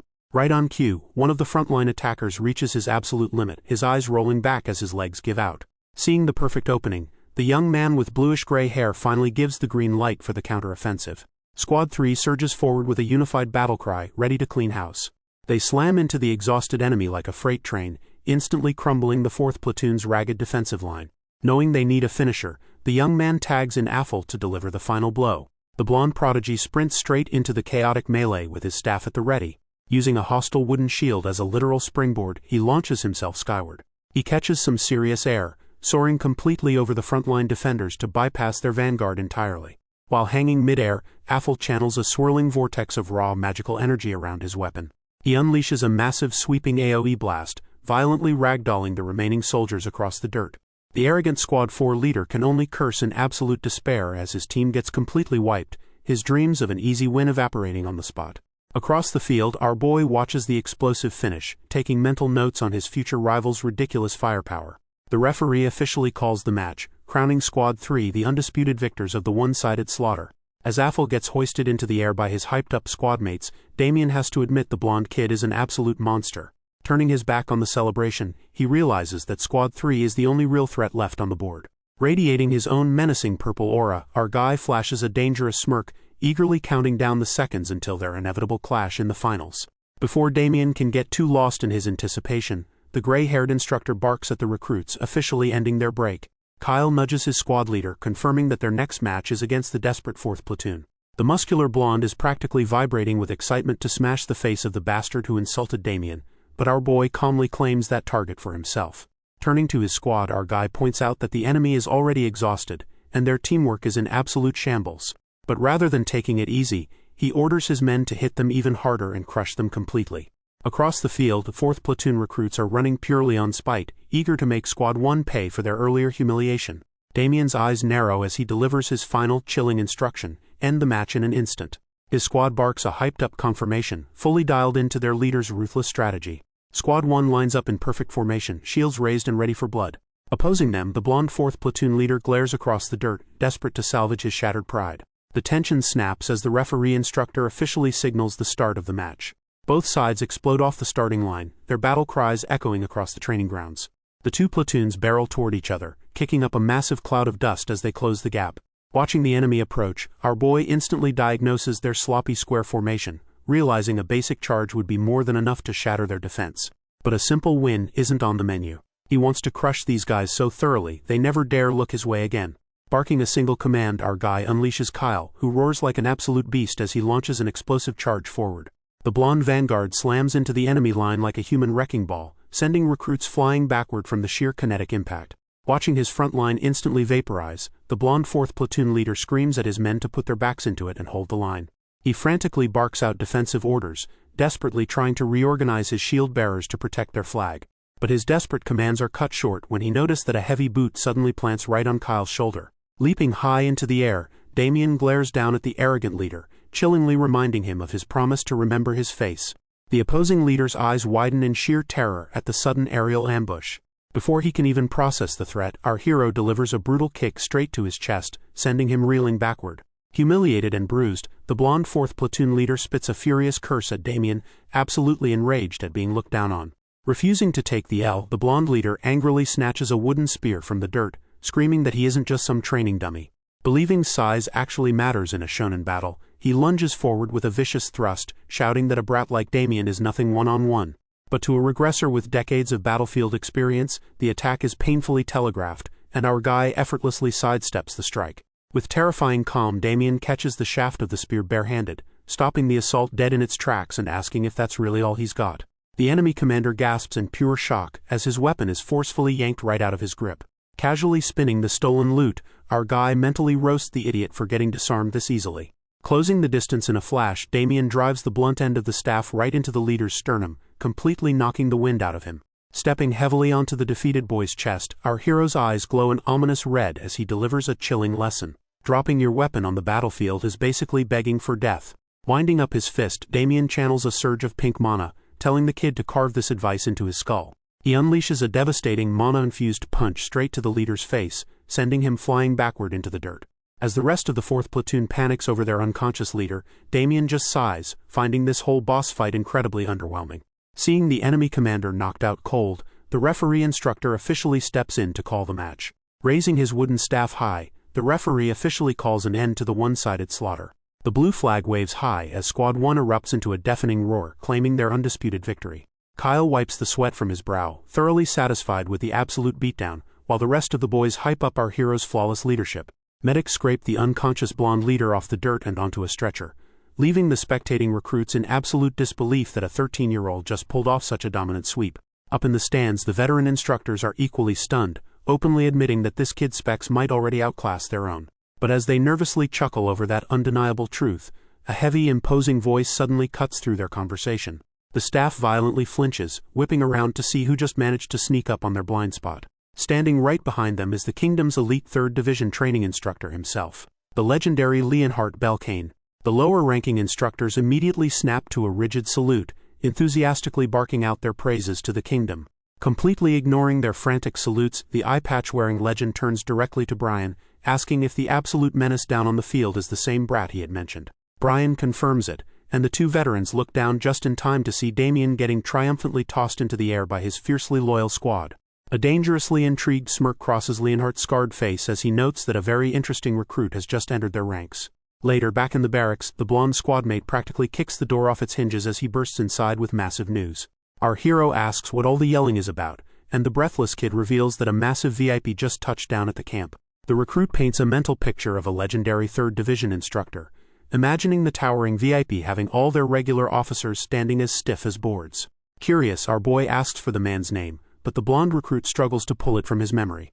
Piecing the clues together, Damien's eyes go wide as a very familiar name hits his tongue. Leonhardt. The recruit finally snaps his fingers as the memory comes to him, but our guy is already moving. Without a single word, our guy storms right out of the room, leaving his squadmates completely bewildered.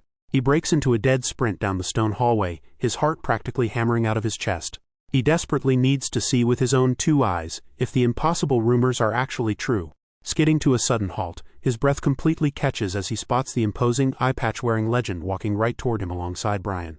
The veteran pauses mid-stride, immediately pointing out Damien and recognizing him from the sparring field. Brian throws his arms wide with a massive grin, cheerfully announcing that they were actually just on their way to find him. Snapping out of his absolute shock, our boy instantly locks his heels together and delivers a crisp textbook salute.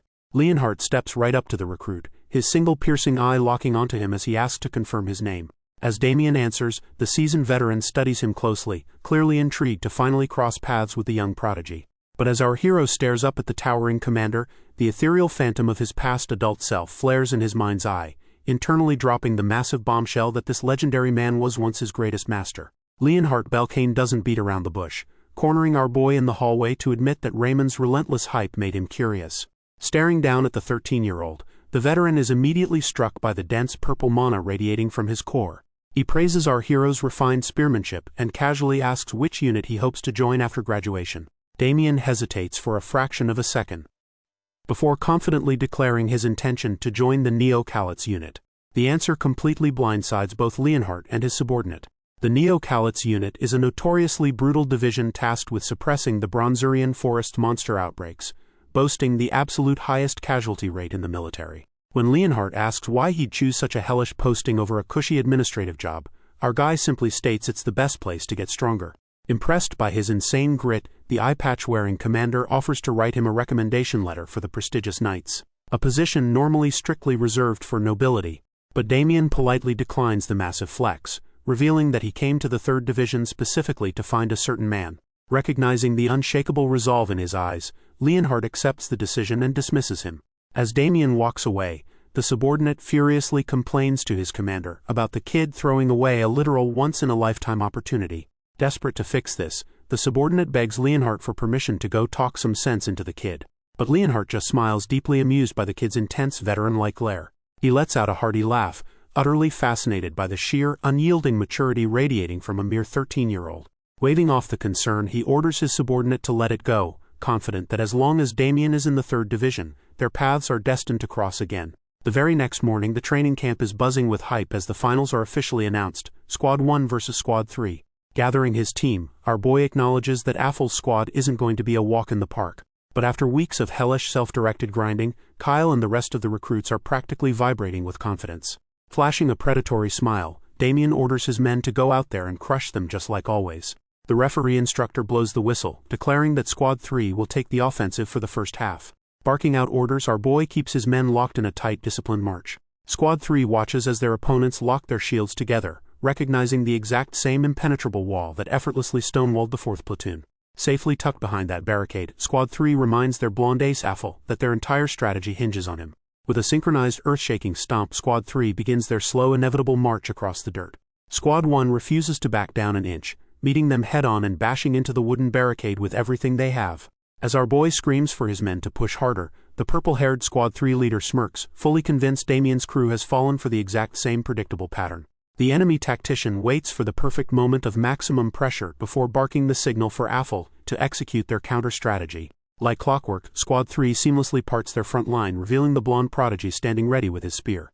Damien gets shocked to see when Squad 3 is simultaneously opening their own formation. With his momentum already locked in, Affl dashes straight into the breach. He unleashes a devastating, sweeping strike that completely splinters a Squad 1 defender's shield. Rather than panicking, our hero's squad holds their ground, leaving the enemy commander completely bewildered. Affl's teammates cheer and surge forward into the gap, completely certain they've cracked the line. They only make it a few steps before finding themselves face to face with the towering absolute unit that is Kyle, dual-wielding massive wooden shields like a raid boss. Kyle lets out a terrifying roar and violently slams his barricades forward, single-handedly stonewalling the entire enemy advance with his monstrous brute strength. Our boy watches in horror as their momentum hits a literal brick wall. He realizes that while Affl's strike packs enough kinetic energy to launch a normal recruit into orbit, it barely even makes Kyle flinch. As the dust settles, Affl realizes he's been perfectly baited, and the giant vanguard is locked entirely onto him. A flashback hits Kyle of the night before the match where Damien gave his vanguard one single absolute directive. He told Kyle to ignore the rest of the chaos and focus entirely on neutralizing the blonde kid. Back in the present, the big guy flashes a menacing grin, absolutely thrilled to finally test his monstrous strength against the enemy ace. The blue-haired squadmate asks if he can break through the giant, and Affl grimly admits he has no other choice. Realizing that brute force alone isn't going to scratch this juggernaut, the blonde prodigy decides to stop holding back. He channels his mana, enveloping his wooden spear in a swirling aura of brilliant blue energy. With a burst of superhuman speed, he leaps forward, thrusting the glowing weapon directly at the defender's barricade. The impact triggers a massive shockwave, but Kyle digs his heels in and miraculously holds the line, sending Affl bouncing back into the air. Refusing to take no for an answer, Affl uses his mid-air hang time to rain down a relentless rapid-fire barrage of glowing blue strikes. The vanguard grunts in agony, his muscles screaming as he struggles to comprehend how a kid Damien's age can hit like a runaway freight train. Finally, with a devastating downward smash, the blonde prodigy completely shatters Kyle's wooden shields into a cloud of splinters. Winding up for the finishing blow, Affl declares that this little game of defense is officially over. Kyle stumbles backward, completely exposed and defenseless against the incoming magical nuke. But right before the spear can connect, our hero suddenly slides into the fray. Infusing his own shield with a subtle burst of purple mana, Damien perfectly parries the attack, triggering a blinding clash of magical energy. Affl's eyes widen in absolute shock as he recognizes the red-haired tactician staring back at him with cold, unyielding determination. Before either of them can escalate things further, a piercing whistle echoes across the clear blue sky. Damien and Kyle look up in surprise, the lethal tension abruptly cut short. The referee instructor bellows that the time limit has expired. Squad 3 failed to capture the flag, meaning they lose the first half. Affl clutches his chest in sheer frustration, realizing the big guy's insane tank build successfully stalled out the clock. Our guy immediately checks on his vanguard, finding Kyle drenched in sweat and running completely on fumes. He orders the absolute unit to sit out the second half, but Kyle stubbornly refuses, insisting his HP bar is still totally fine. Damien drops the smile, warning him that pushing his battered body past its absolute limit could actually jeopardize his graduation. Realizing he can't talk a brick wall down, our hero tactfully assigns Kyle to guard their flag in the backline. A 200 IQ move the Vanguard instantly recognizes as a way to protect his pride while forcing him to take a breather. Appreciating the respect, Kyle plants the red flag firmly in the dirt, promising that absolutely no one is getting past his aggro radius. Right on cue, the referee instructor orders the squads to switch sides, officially putting Squad 1 on the offensive. Turning to his exhausted but hyped-up squad, our guy reminds them that this is the final boss phase of the tournament. And since they're finally off the leash, Damien has absolutely no intention of dragging this out. His eyes narrow with absolute chilling certainty. He gives his squad a strict 5-minute speedrun timer to capture the enemy flag, leading the all-out charge to claim their undisputed championship. The referee instructor steps between the two formations, the tension on the dirt field thick enough to cut with a knife. Our boy stands at the vanguard, gripping his spear tight as he stares down the final hurdle of the competition. A montage of his recent tactical victories flashes through his mind. He's already proven his genius as a squad leader over the past few matches. But now this guy wants to carve his personal name into the minds of every instructor watching. And the fastest way to lock in his spot as the undisputed top trainee is to completely crush Squad 3. Surveying the enemy line, he immediately notices Affl hanging back, the blonde prodigy clearly exhausted from his massive magical aerial strike earlier. With their strongest asset playing defense, our hero knows a head-on collision is the only way through. The instructor's voice booms across the field, officially kicking off the final match. Wasting zero time, Damien barks an order for a full-speed charge right out of the gate. Squad 1 barrel across the dirt in a flawless wedge formation, their terrifying speed sending a shockwave of panic through the opposing ranks. The Squad 3 vanguard screams for their front line to lock their shields and brace for impact. It's too late. Our guy is already closing the gap, sprinting low to the dirt like a predator locked onto its prey. Channeling a surge of mana, our hero launches himself into the air, his spear erupting with a blinding purple aura. He brings the weapon crashing down with explosive force, punching straight through a defender's thick wooden shield like it's wet paper. Before the enemy can even process the splintered wood, Damien sweeps his shaft horizontally, violently swatting 2 more recruits backward into the dirt. With the shield wall completely shattered, our guy roars for his squad to exploit the opening. Absolute panic erupts through Squad 3's ranks as the wedge formation floods right into their exposed center. Desperate to stop the bleeding, multiple defenders thrust their spears at Damien from every direction. But with his veteran combat instincts firing on all cylinders, our boy effortlessly weaves through the coordinated strikes. The recruits can only gasp as their spearheads tangle together in empty space, completely missing their mark. Dropping low to the ground, Damien ruthlessly sweeps their ankles, sending the entire group crashing down in agony.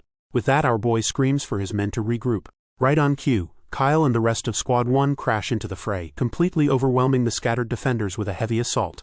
Watching his front line collapse in a matter of seconds, Affl's teammate can only stare in absolute disbelief. But Affl remains coldly analytical, clocking that our boy is the absolute carry holding this entire assault together.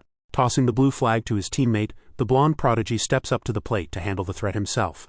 The brown-haired Squad 3 member nervously secures the objective, sweating bullets over having to rely on this kid to save their skin. Through the settling dust, our hero watches Affl approach, his eyes glowing with a fierce final boss intensity. A vision flashes through his mind. This very boy grown up to become the legendary Great General Affl Vanstrel. Proving his top-tier potential, Affl instantly lunges forward with blinding speed. Our guy's blood pumps with pure hype, eager to test his current limits against a literal future legend.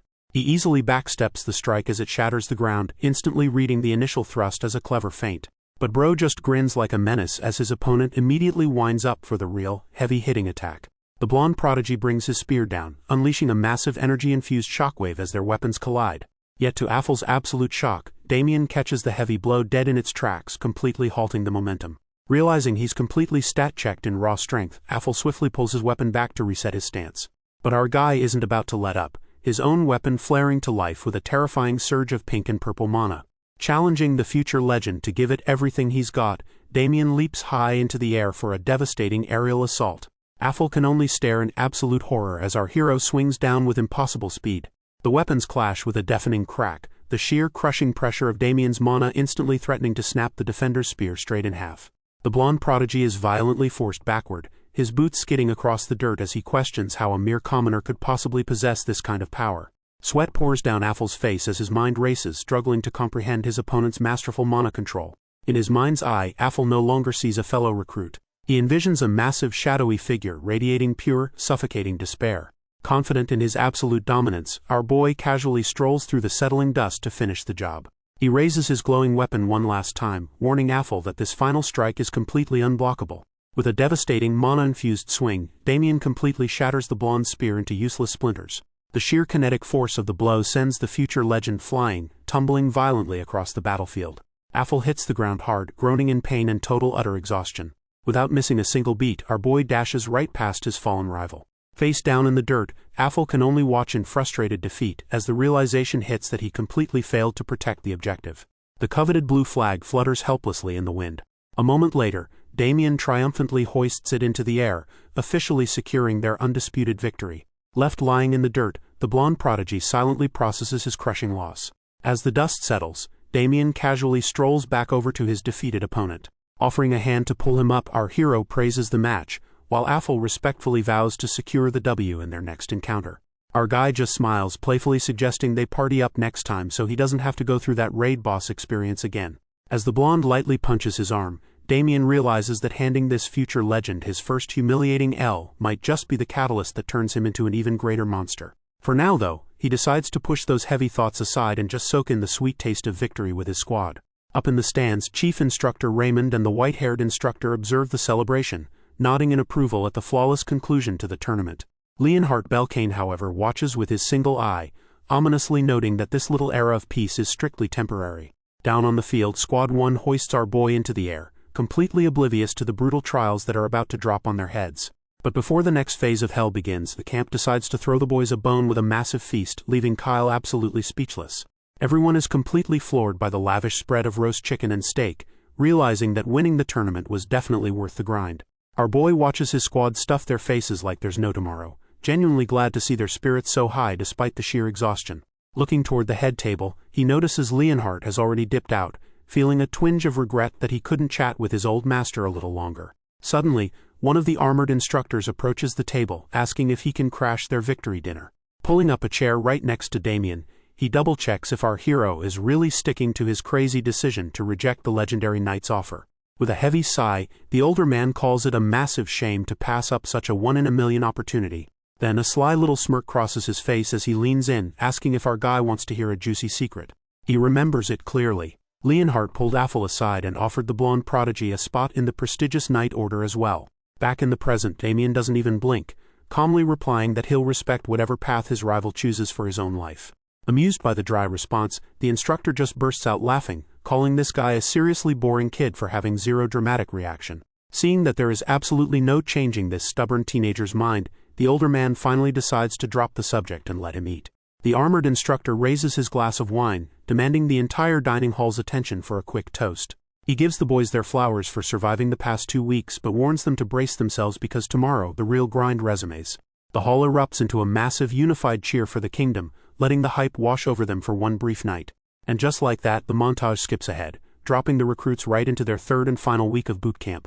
Out on the dirt, the instructors push the trainees to their absolute physical limits with relentless sweat-drenched spear drills. Taking a breather, our boy scopes out the other squads and immediately spots a massive shift in their overall vibe. Getting utterly styled on in the tournament served as the ultimate wake-up call, leveling up the discipline of the entire third training camp. Finally, a whistle blows, granting the exhausted recruits a desperately needed 5-minute breather. Kyle immediately jogs over to his boss, practically vibrating with the urge to spill some fresh camp tea. The muscular blonde reveals that the 4th platoon's morale is completely in the gutter, and their dropout rate has absolutely skyrocketed. They both share a ruthless laugh over the fact that the arrogant 4th platoon leader packed his bags and rage quit the second the competition ended.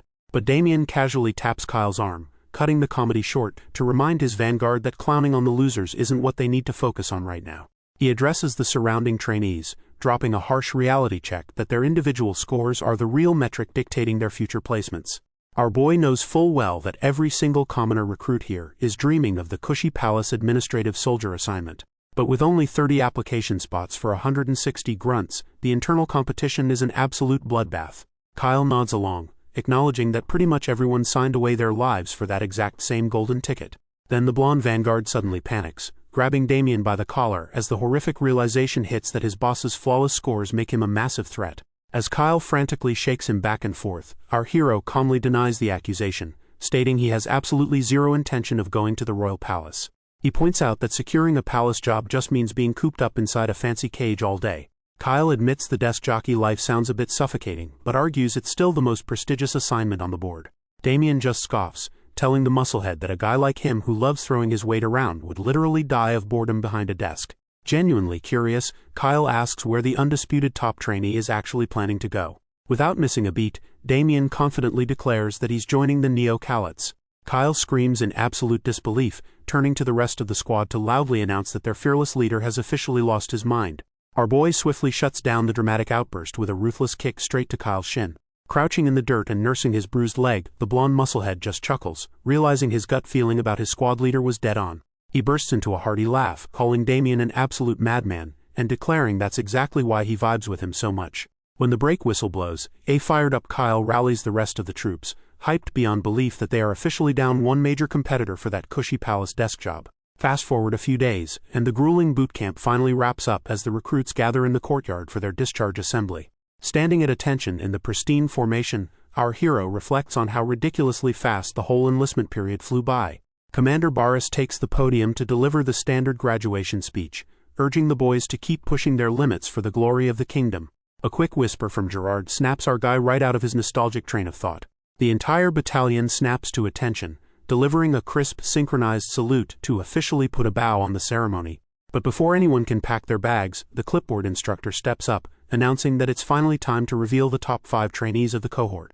The recruits swallow nervously, sweating bullets as they wait to hear who secured the coveted number 1 spot. A bright smile flashes across Damien's face as his name rings out across the courtyard, officially crowning him as the undisputed top dog of the camp.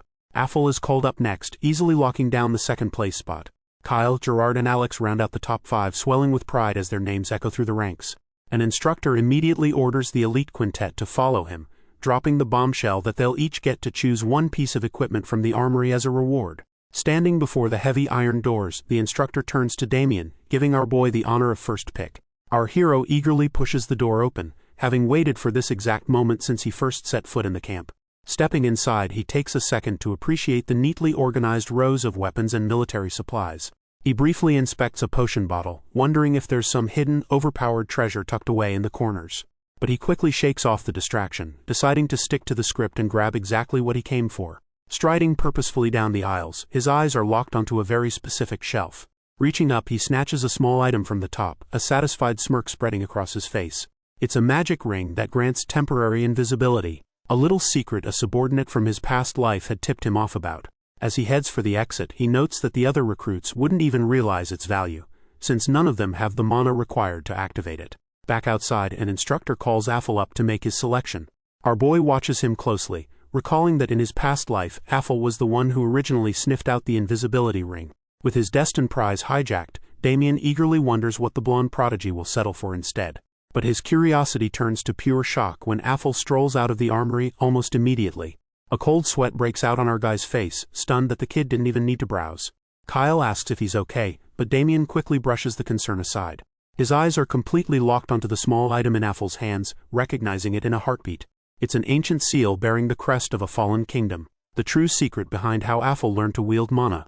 As a glowing ethereal crest flares behind the boy in Damien's mind, the realization hits him. Affl's hidden heritage is far deeper and way more dangerous than he ever imagined. Stepping out into the armory courtyard, Chief Instructor Raymond checks to make sure every recruit secured their single reward. Affl presents his chosen seal, innocently claiming he just felt a divine power radiating from the metal. The veteran nods, identifying the artifact as a ward against misfortune. He then praises the rest of the squad for picking out solid, artisan-crafted weapons. But when he turns to our boy, Raymond raises a skeptical eyebrow at the seemingly basic silver band. The instructor warns the top trainee that the jewelry only offers a minor weight reduction. Playing dumb, Damien slips the band onto his finger to test it out.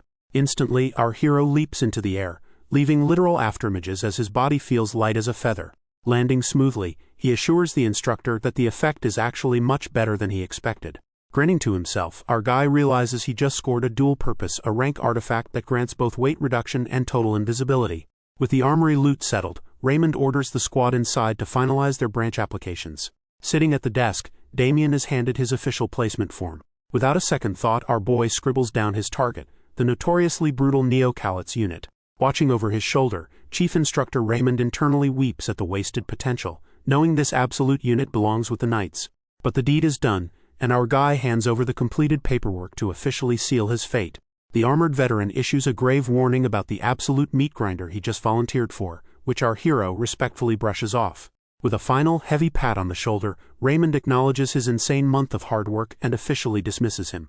Stepping out of the office, the red-haired teen completely closes the door on his time as a lowly trainee. Strolling down the hall, he takes a second to reflect on the bittersweet feeling of leaving this place behind, only to hear a familiar voice call his name. Affl marches right up to him, looking dead serious and ready for answers. The blonde prodigy demands to know why Damien just threw away a guaranteed golden ticket into the prestigious Knight Order.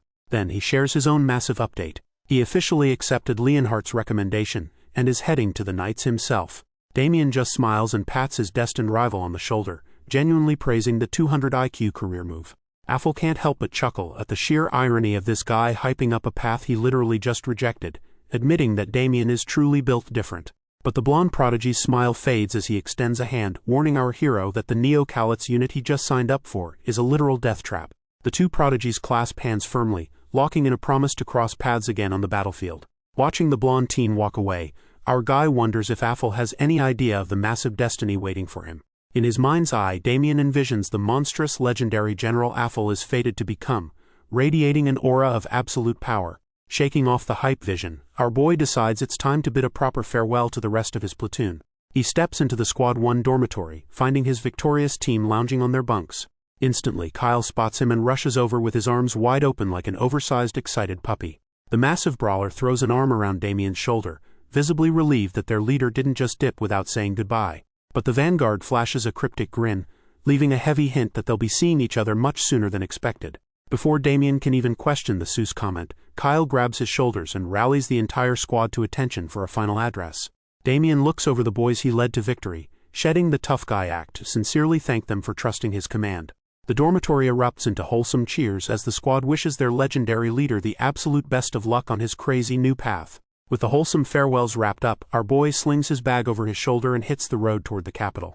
But he barely makes it out of the gates before a familiar voice calls his name, stopping him dead in his tracks. Our boy glances back, completely baffled by the sudden interception. Turns out it's Deal, the future head of the Hamal Trading Company, greeting him with a warm, business-ready smile. She wastes zero time, escorting our hero straight to her office to hammer out the paperwork for his massive financial play. Sitting across from him, the blonde businesswoman gets right down to brass tacks, confidently projecting a solid 3% return on his net revenue. Damien scans the meticulously organized documents, genuinely impressed by the sheer competence radiating from this future tycoon. When she politely offers to clear up any questions, our guy just slides the paper back onto the table, completely satisfied with the setup. He gives her the absolute green light to proceed, casually mentioning that his late parents' insurance payout will be arriving shortly. Deal tries to bring up the fine print of their detailed agreement, but Damien just raises a hand to cut her off. He delivers an absolute gigachad line, boldly declaring that contracts are only for people who expect problems, and he trusts her implicitly. Deal is completely taken aback by the teenager's sheer audacity, instantly realizing she's dealing with a truly unique breed of investor. To back up his massive flex, our boy slides a heavy ornate box right across the table. Deal pops the lid and practically chokes on her own breath. Instead of the agreed-upon 300 coins, this absolute madman casually tosses over 500 gold just as a little tip for her hard work. Panicking, she frantically tries to revise the paperwork to match the new amount, but our hero just raises a hand and shuts it down. Flipping through the documents, he silently tips his hat to her professionalism, respecting how she treated him like a VIP instead of some clueless kid. Trying to recover her composure, the blonde businesswoman shifts gears and asks where the Academy's #1 draft pick is getting deployed. Damien doesn't even blink as he casually reveals that he's heading out west to join the infamous Neo-Calics division. Her jaw practically hits the floor, absolutely horrified that the top trainee would willingly volunteer for a literal suicide squad. Our guy just flashes a sly smirk, morbidly joking that if he gets wiped out, the massive investment defaults straight to her company anyway. But Deal isn't laughing, her face hardening as she sternly scolds him for treating his own life like a punchline. A nervous sweat drop rolls down the teen's cheek as he realizes this sweet merchant actually has a razor-sharp edge to her. Getting back down to business, she asks for his deployment schedule, and Damien confirms he ships out in exactly 3 days. Standing up, Deal promises to put his massive fortune to excellent use. With a respectful bow to conclude the meeting, she leaves our boy completely satisfied that his financial future is locked in. With the business side of things officially handled, the teen decides to spend his last 3 days of freedom living like an absolute king. The comic cuts to a quick montage of our guy spending the next 72 hours gorging on street meat, chugging ale, and sleeping wherever he pleases. Finally, the big day arrives, and Damien stands at the edge of the forest, fully packed and ready to march into hell.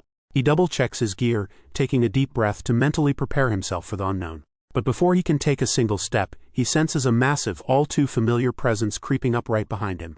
Our hero turns around, utterly exasperated, as a booming laugh echoes through the trees. Kyle steps out of the brush, fully geared up and grinning like a total maniac. The massive brawler firmly grabs Damien's shoulder, refusing to let their brotherhood end at the training camp. Throwing an arm around his exasperated leader, Kyle reveals the crazy truth. He also enlisted in Neo-Callets, ensuring Damien won't be surviving this hellhole alone. Our boy and Kyle are just about to hit the dusty trail and head into the woods, when a familiar voice yells out, stopping them dead in their tracks. It's Deal. Pulling up completely out of breath but looking super relieved she managed to catch them before they dipped. Our boy is totally baffled by her sudden spawn, especially when he gets a load of the massive haul she dragged along. The future merchant queen proudly presents a fully decked-out VIP carriage to make their brutal trek to the border a total breeze. She explains the ride is absolutely packed with premium rations and survival gear, leaving our hero scratching his head at the 5-star treatment. Flashing a fond smile, she hits him with a reverse Uno card, explaining she's just returning the favor for his massive no-strings-attached investment. The Hamal Trading Company always pays its debts, and she literally spent the last 48 hours grinding to gather all this premium loot just for him. Kyle is seriously impressed by her top-tier logistics as she wishes them a safe deployment. Getting a little flustered, Deal tries to play it cool, nervously framing the whole care package as a strict business move just like he told her to do. Our guy just chuckles to himself, realizing her poker face is absolute garbage but finding the terrible lie surprisingly endearing. Dropping a final farewell, Damien and his vanguard finally hit the road to face whatever nightmare awaits them at the border. Deal watches in silence as the carriage rolls out, carrying the two prodigies toward the brutal front lines. The ride itself is anything but smooth, the carriage rumbling across the bumpy plains toward a distant walled settlement. Inside the cabin, Kyle looks absolutely green, cursing the bone-rattling roads while our boy calmly points out it beats walking.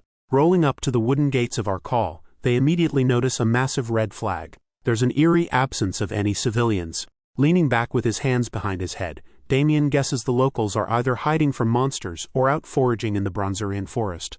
A vision of peasant women gathering herbs flashes by as he explains that most of our call's residents make their living by harvesting a specific plant called a mancho. The mental image shifts to a feverish, poisoned man, illustrating that while the raw herb is highly toxic, it becomes a vital and expensive painkiller when processed correctly.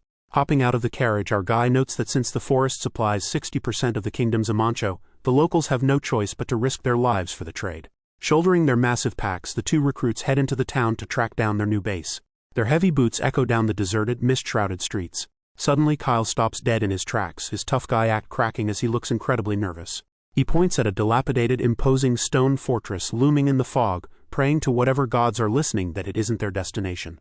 While Kyle questions if a stiff breeze will knock the place over, our boy's senses lock onto something way more concerning. The heavy, metallic stench of blood hanging in the air. Kyle instantly tenses up, pointing out movement in the mist. A group of shadowy figures slowly shuffles into the town square like extras in a survival horror game. But as they step into the light, the horror becomes real. It's a squad of battered, exhausted soldiers practically painted in their own blood. A close-up on a dented pauldron confirms the grim reality, proudly displaying the insignia of the Neo-Callets unit. Damien watches in dead silence as the grim-faced leader limps right past him, carrying the weight of a massacre on his shoulders. The traumatized squad disappears into the pitch-black maw of the fortress entrance without a single word. Kyle is visibly rattled by their 1,000-yard stares, but our guy just lets out a heavy, knowing sigh. He gives his vanguard a harsh reality check, warning him to get used to the gore. Because in this meat grinder, life and death battles are just a daily commute. The suffocating atmosphere hangs heavy over our hero as he watches them go. Suddenly, he is yanked straight into a memory from his previous life. Decades ago, as a battle-hardened commander, he stood before his troops and asked them to name a soldier's absolute most important duty. His men fired back with the textbook answers. Following orders to the letter, efficiently slaughtering the enemy, or taking down 20 foes before going out in a blaze of glory. The seasoned commander just closed his eyes in silent, heavy disappointment. He immediately smacked a reckless, dark-clad soldier right on the head for even suggesting a suicidal blaze of glory. He flat-out told his troops that throwing their lives away was the absolute worst answer, and that their one and only real duty was not dying. With burning intensity, he ordered them to never treat their lives lightly. Their only job was to survive and make it back, no matter what. He drilled it into their skulls that they had to get stronger for that exact reason, so they wouldn't end up as corpses on a battlefield. Back in the present, Damien smiles bitterly, the tragic irony stinging as he remembers how every single one of those loyal men ended up dying anyway. Shaking off the heavy ghosts of his past, our boy tells Kyle it's time to head inside, though the massive brawler is suddenly dragging his feet.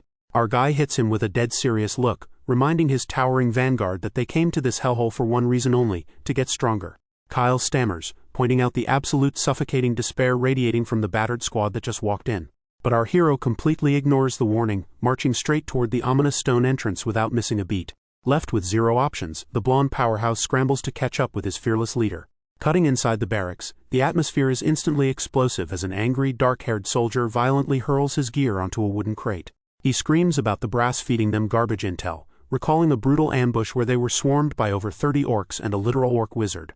A bandaged soldier grimly adds that Sergeant Charles's arm is barely hanging on by a thread, and without immediate healing he's looking at a forced discharge. But here in the Neo-Calit's unit, a penal battalion for the kingdom's worst offenders, a discharge isn't a free ticket home. A bleak vision flashes of a shackled prisoner illustrating the dark reality.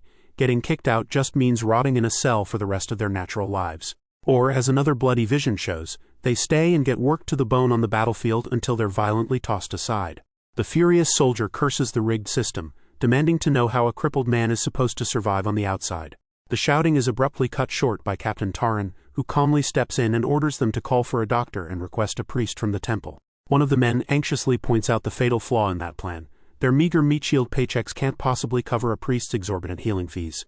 Without a single word of hesitation, Taran drops a heavy pouch of 20 gold onto the cot and tells the men to chip in the rest. The squad is absolutely stunned, knowing full well that money was saved up for his mother's surgery. But the captain just offers a gentle smile and insists her condition has improved enough to wait. The battered men can only stare at their selfless leader, completely overwhelmed by the weight of his sacrifice. Moved by his unwavering loyalty, the rest of the squad eagerly empties their pockets, tossing whatever coins they have onto the pile to save their brother. Even the youngest kid in the squad, a gray-haired teen in armor, timidly holds out his tiny handful of copper, instantly drawing a loud bark from an older, scarred veteran. But there's no real heat behind the yell. The veteran affectionately orders the kid to put his money away and buy some new boots instead. The young recruit just clutches his pouch tighter, dropping his gaze as he guiltily confesses that Sergeant Charles only got hurt trying to protect him. That absolute purity is enough to make the hardened veteran choke up, while Taran takes charge and finalizes the order to fetch a priest from the temple. As a soldier sprints out the door to get help, the captain calls out to the young recruit, addressing Dionel by name. Placing a heavy, reassuring hand on the 18-year-old's shoulder, Taran reflects on how it's already been a full year since their youngest brother enlisted. He breathes a quiet prayer that Charles can hold on just a little longer, but the tender moment is suddenly shattered. Another soldier bursts into the barracks, urgently announcing that the highly anticipated batch of new recruits has finally arrived. The entire squad instantly tenses up, their minds flashing to terrifying visions of the absolute bloodthirsty criminals about to join their penal battalion. Taran just blinks in surprise, openly admitting that the sheer chaos of their recent ambush made him completely forget about the incoming rookies. Shaking off the fatigue, the captain calls Dionel over to his side. Throwing a brotherly arm around the young soldier, Taran leads him toward the door to go see exactly what kind of fresh meat the military sent them. He tells the kid it's time to go welcome his new juniors, completely oblivious to the fact that our boy and his blonde vanguard are currently waiting on their doorstep, ready to turn this entire suicide squad upside down. Captain Taran sits at his desk, sizing up the two fresh faces the military just sent his way. He immediately notes Kyle's massive muscular build, marking the blonde recruit as a solid asset. But then his gaze shifts to the literal child standing next to the human tank. Taran is completely baffled to learn that our boy is only 13 years old. The commander wonders why a kid 5 years younger than their youngest soldier would willingly volunteer for a suicide squad. Tossing the paperwork aside, the captain admits he just can't understand how kids these days think. Kyle immediately steps up to defend his leader, proudly declaring that our guy was the undisputed top graduate of their training camp. The official just scoffs, making it brutally clear that camp scores mean absolutely nothing out in the meat grinder. He asks our hero if he truly understands the danger he just walked into, and Damien calmly confirms he does. Realizing he's not going to talk them out of it, Taran calls for Dionel. Barking out an order, he tells the silver-haired soldier to assign the rookies their bunks and put them straight to work cleaning. Dionel gives a curt nod and tells the two to follow him. The silver-haired soldier marches our boys down a dreary, stone-cold hallway toward their new quarters. Along the way, Dionel lays down the law, explaining that this penal battalion couldn't care less about traditional military ranks. In this meat grinder, the chain of command is based on one thing and one thing only: who has managed to cheat death the longest. Pushing open the door to a dusty, bare-bones barracks, he tells them to pick whatever bed they want, tossing in the ominous caveat that they won't be using them for long anyway. Kyle immediately scowls, demanding to know what the hell that's supposed to mean.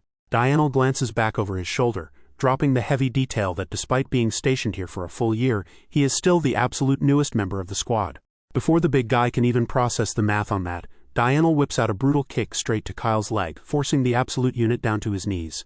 Looming over the grounded recruit, the veteran delivers the bone-chilling truth. Every single rookie who enlisted after him is already dead. Kyle just grits his teeth in stunned, tense silence, while our hero stands off to the side, completely unbothered by the terrifying reality check. Having successfully established the pecking order, Diurnal orders them to unpack their gear and scrub the barracks spotless, promising to drop the rest of the lore dump later. The heavy wooden door clicks shut, leaving the two fresh meat recruits entirely alone in the dreary room. Kyle immediately starts mauling over their new superior's toxic attitude, but his rant gets cut short when he hears our guy quietly chuckling to himself. Annoyed, Kyle demands to know what could possibly be so funny about their miserable situation. Our boy just smiles to himself, completely unfazed by the grim warning. Completely ignoring his squadmate's frustration, Damien grabs a rag and casually suggests they might as well get to cleaning. He points out that if they're going to do a job, they should go all out and do it right. Flashing a cheerful grin, our guy officially declares this menial janitorial chore to be their very first mission. Furious that his elite vanguard skills are being wasted on maid duty, Kyle aggressively snatches the cleaning rag right out of the hero's hand. Meanwhile, the story cuts to the canteen where Diurnal sits entirely alone, looking incredibly stressed. Clasping his hands tightly together, the silver-haired soldier quietly admits to himself that he's absolutely terrified.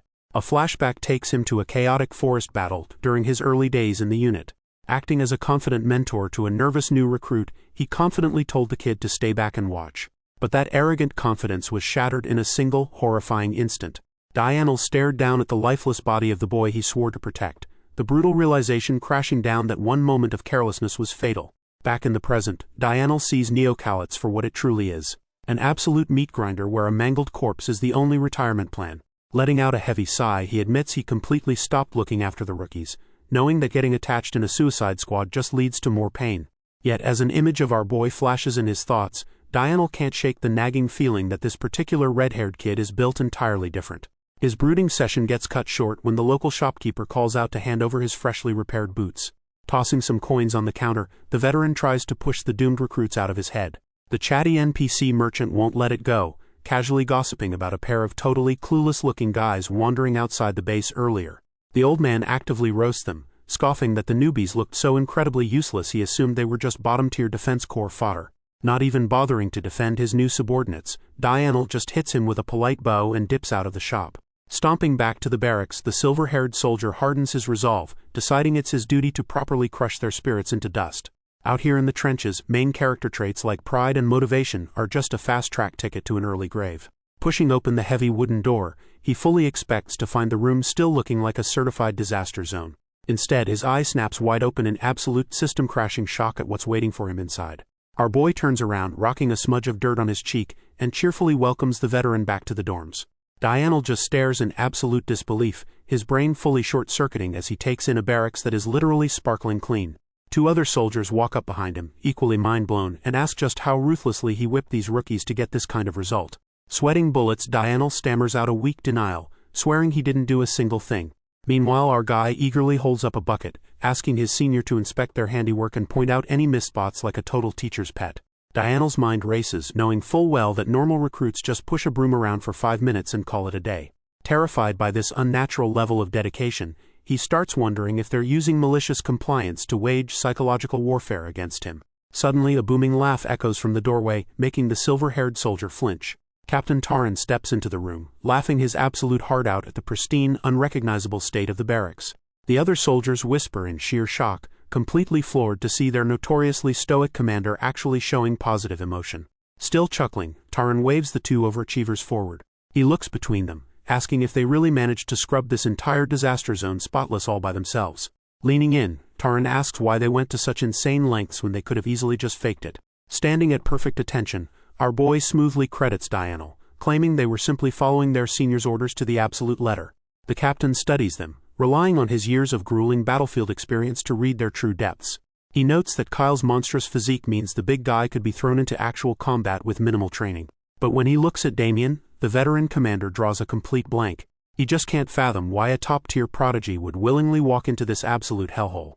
Deciding to figure that mystery out later, Taran turns around to address the rest of the stunned unit.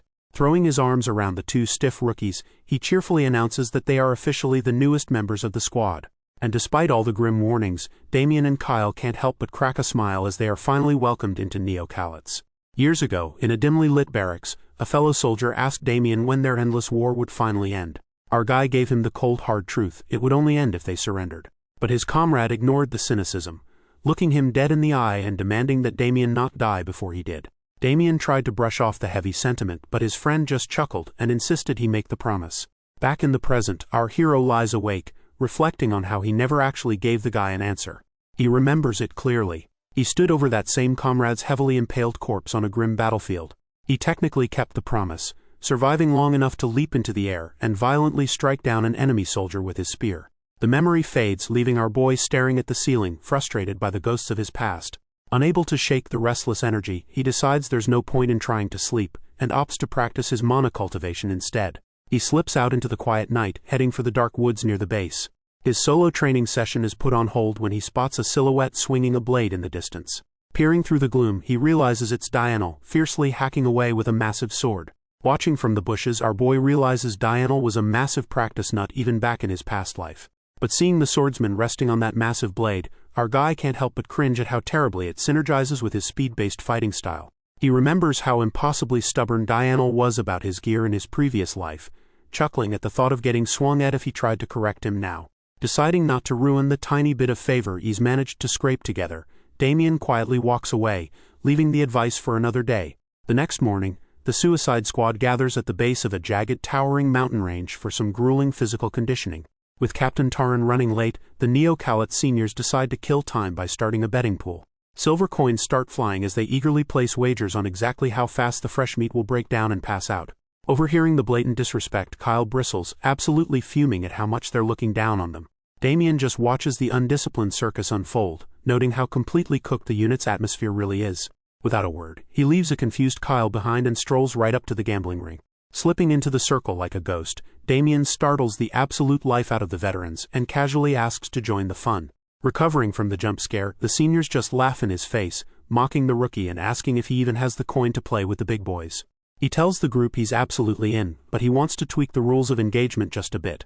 Flashing a literal gold coin, our guy confidently declares he's going to crush everyone on the mountain today and take first place.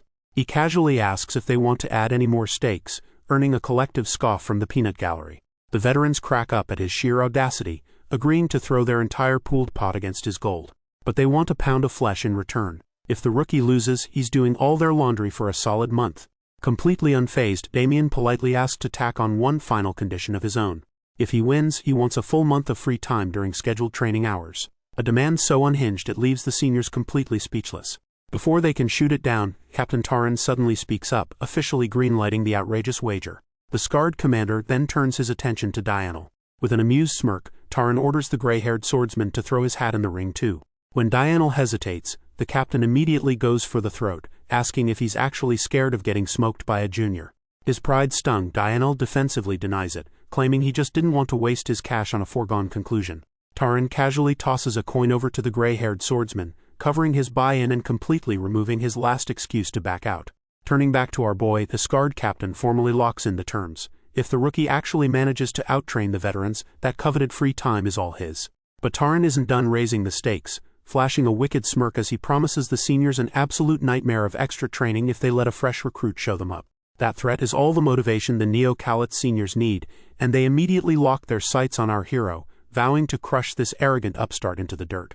Standing completely unfazed surrounded by glaring veterans, our guy internally smirks. Because this whole wager was never actually about scoring some extra nap time. He takes one look at the slouched, demoralized postures around him, and realizes that the only way to cure this Suicide Squad's rotting, hopeless atmosphere is to completely shatter the status quo. With the stage set, the captain steps up to the base of a towering rocky mountain and officially kicks off the day's physical conditioning.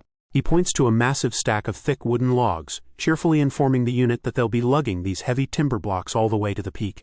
The seniors immediately start whining, loudly protesting that this kind of grueling grunt work is supposed to be reserved strictly for the fresh meat. Taran aggressively shuts down the pity party, barking at them to grab a log and start moving before he really loses his temper. The brutal death march begins, with the squad forced to haul the massive logs up the unforgiving steep incline. And it doesn't take long for the gravity of the situation to kick in, leaving the veteran soldiers sweating bullets and gasping for air under the crushing weight. The veterans grumble among themselves, utterly baffled by Taran's sudden shift to hardcore conditioning. They immediately point fingers at the fresh meat, fully expecting the rookies to buckle under the strain in record time. But as they glance around to check on their supposed dead weight, they realize a certain someone is completely missing from the pack. Way up the trail, our boy is absolutely booking it, sprinting up the jagged incline with his massive log like it's made of styrofoam. A quick look at his hand reveals the ultimate cheat code. His A-rank invisibility ring isn't just making his own body lighter, it's reducing the weight of whatever he's holding.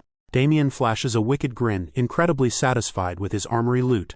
Reaching a high ridge, he pauses to check the rearview mirror. The so-called veterans are still miles down the slope, barely crawling along, but he spots one guy actually putting in the work to close the gap. It's Yahello, pushing himself to the absolute limit just to keep our hero in his sights.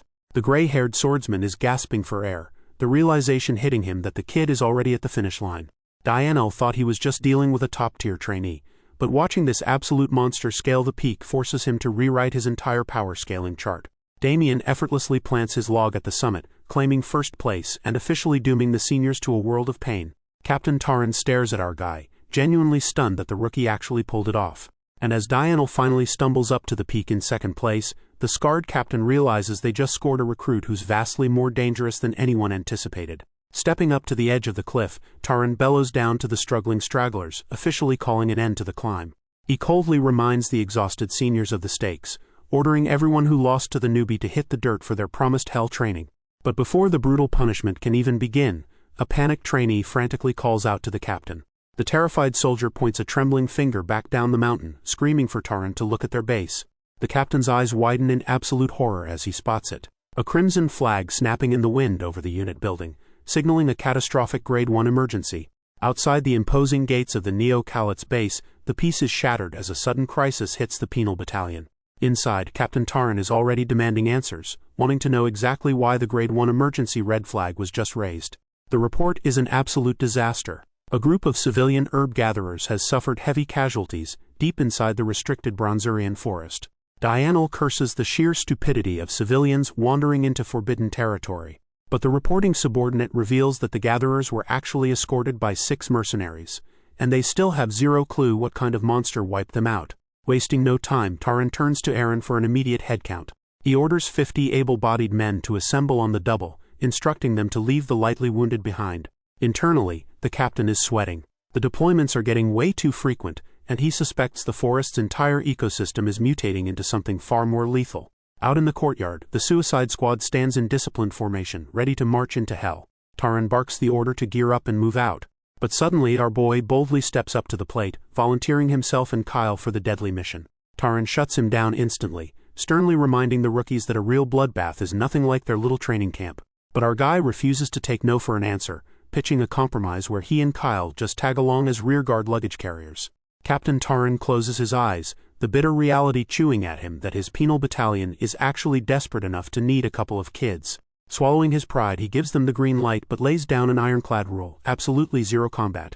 He orders Yahello to toss the rookies the spare gear and get moving. As our hero catches his massive rucksack, the name of their destination sparks a serious sense of déjà vu. He remembers it clearly. In his past life, Yahello had warned him about a literal demon lurking in those exact woods.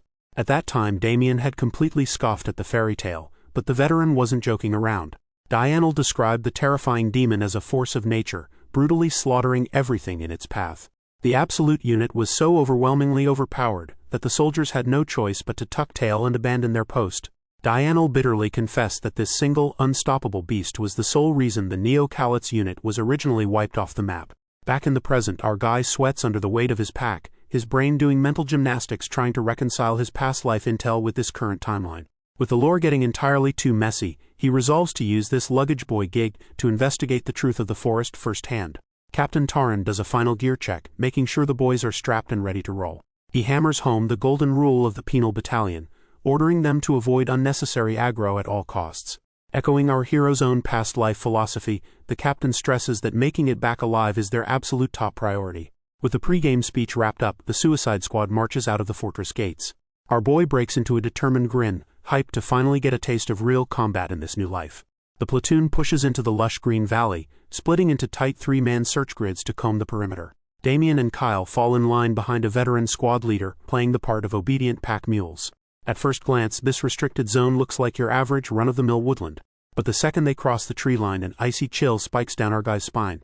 5 years of grinding through hellish battlefields in his past life have hardwired his brain, and right now his veteran instincts are absolutely screaming at him. He white-knuckles his dagger, realizing this seemingly peaceful forest is radiating the suffocating pressure of a literal war zone.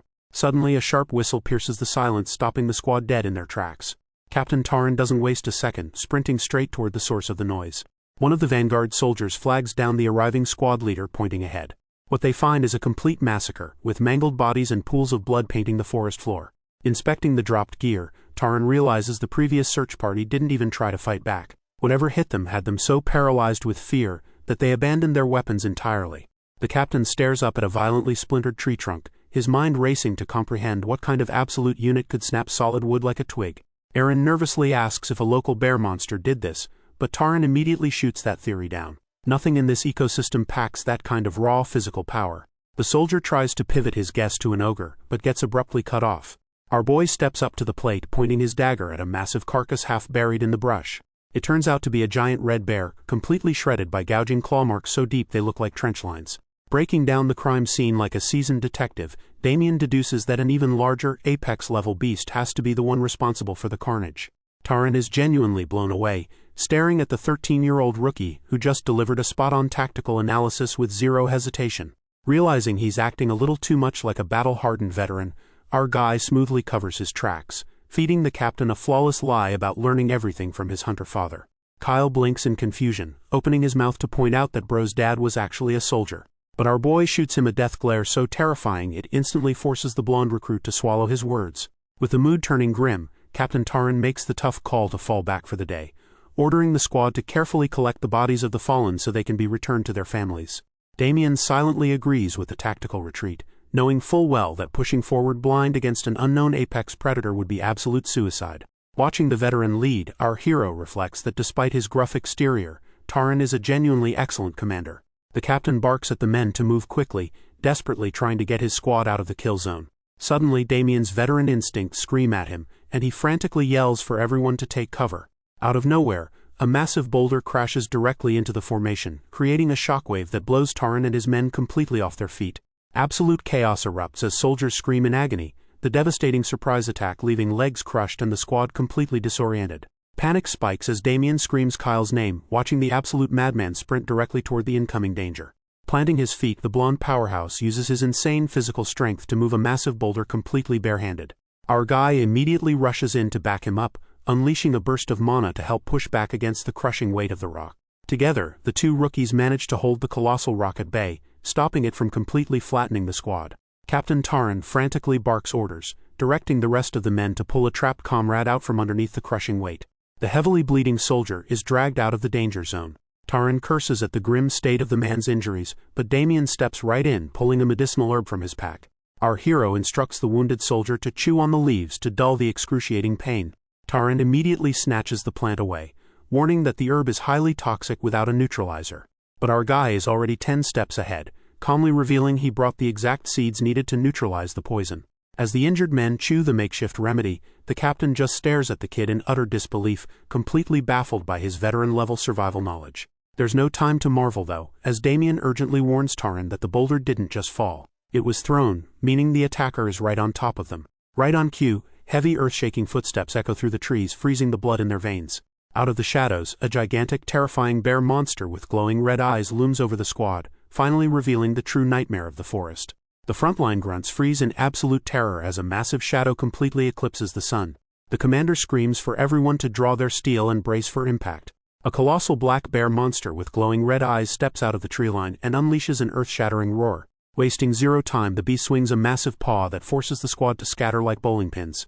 Captain Taran immediately barks out tactical orders, telling the unit to secure the wounded and focus all aggro on the monster's legs. A burly soldier named Helson steps up to the plate, confidently declaring he'll handle the opening strike. He charges in with a battle cry, swinging his heavy axe with absolutely everything he's got. The weapon bites into the monster's thick black fur, drawing a satisfying spray of blood.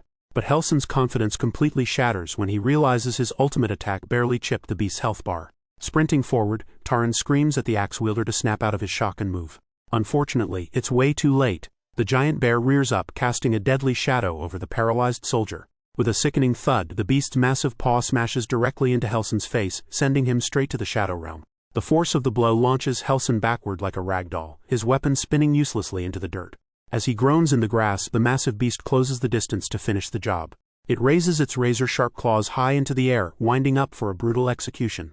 But Captain Taran slides in at the last possible second, catching the crushing weight of the paw on his blade. Glancing back at his bleeding squad, the captain realizes they absolutely cannot let this raid boss walk away alive.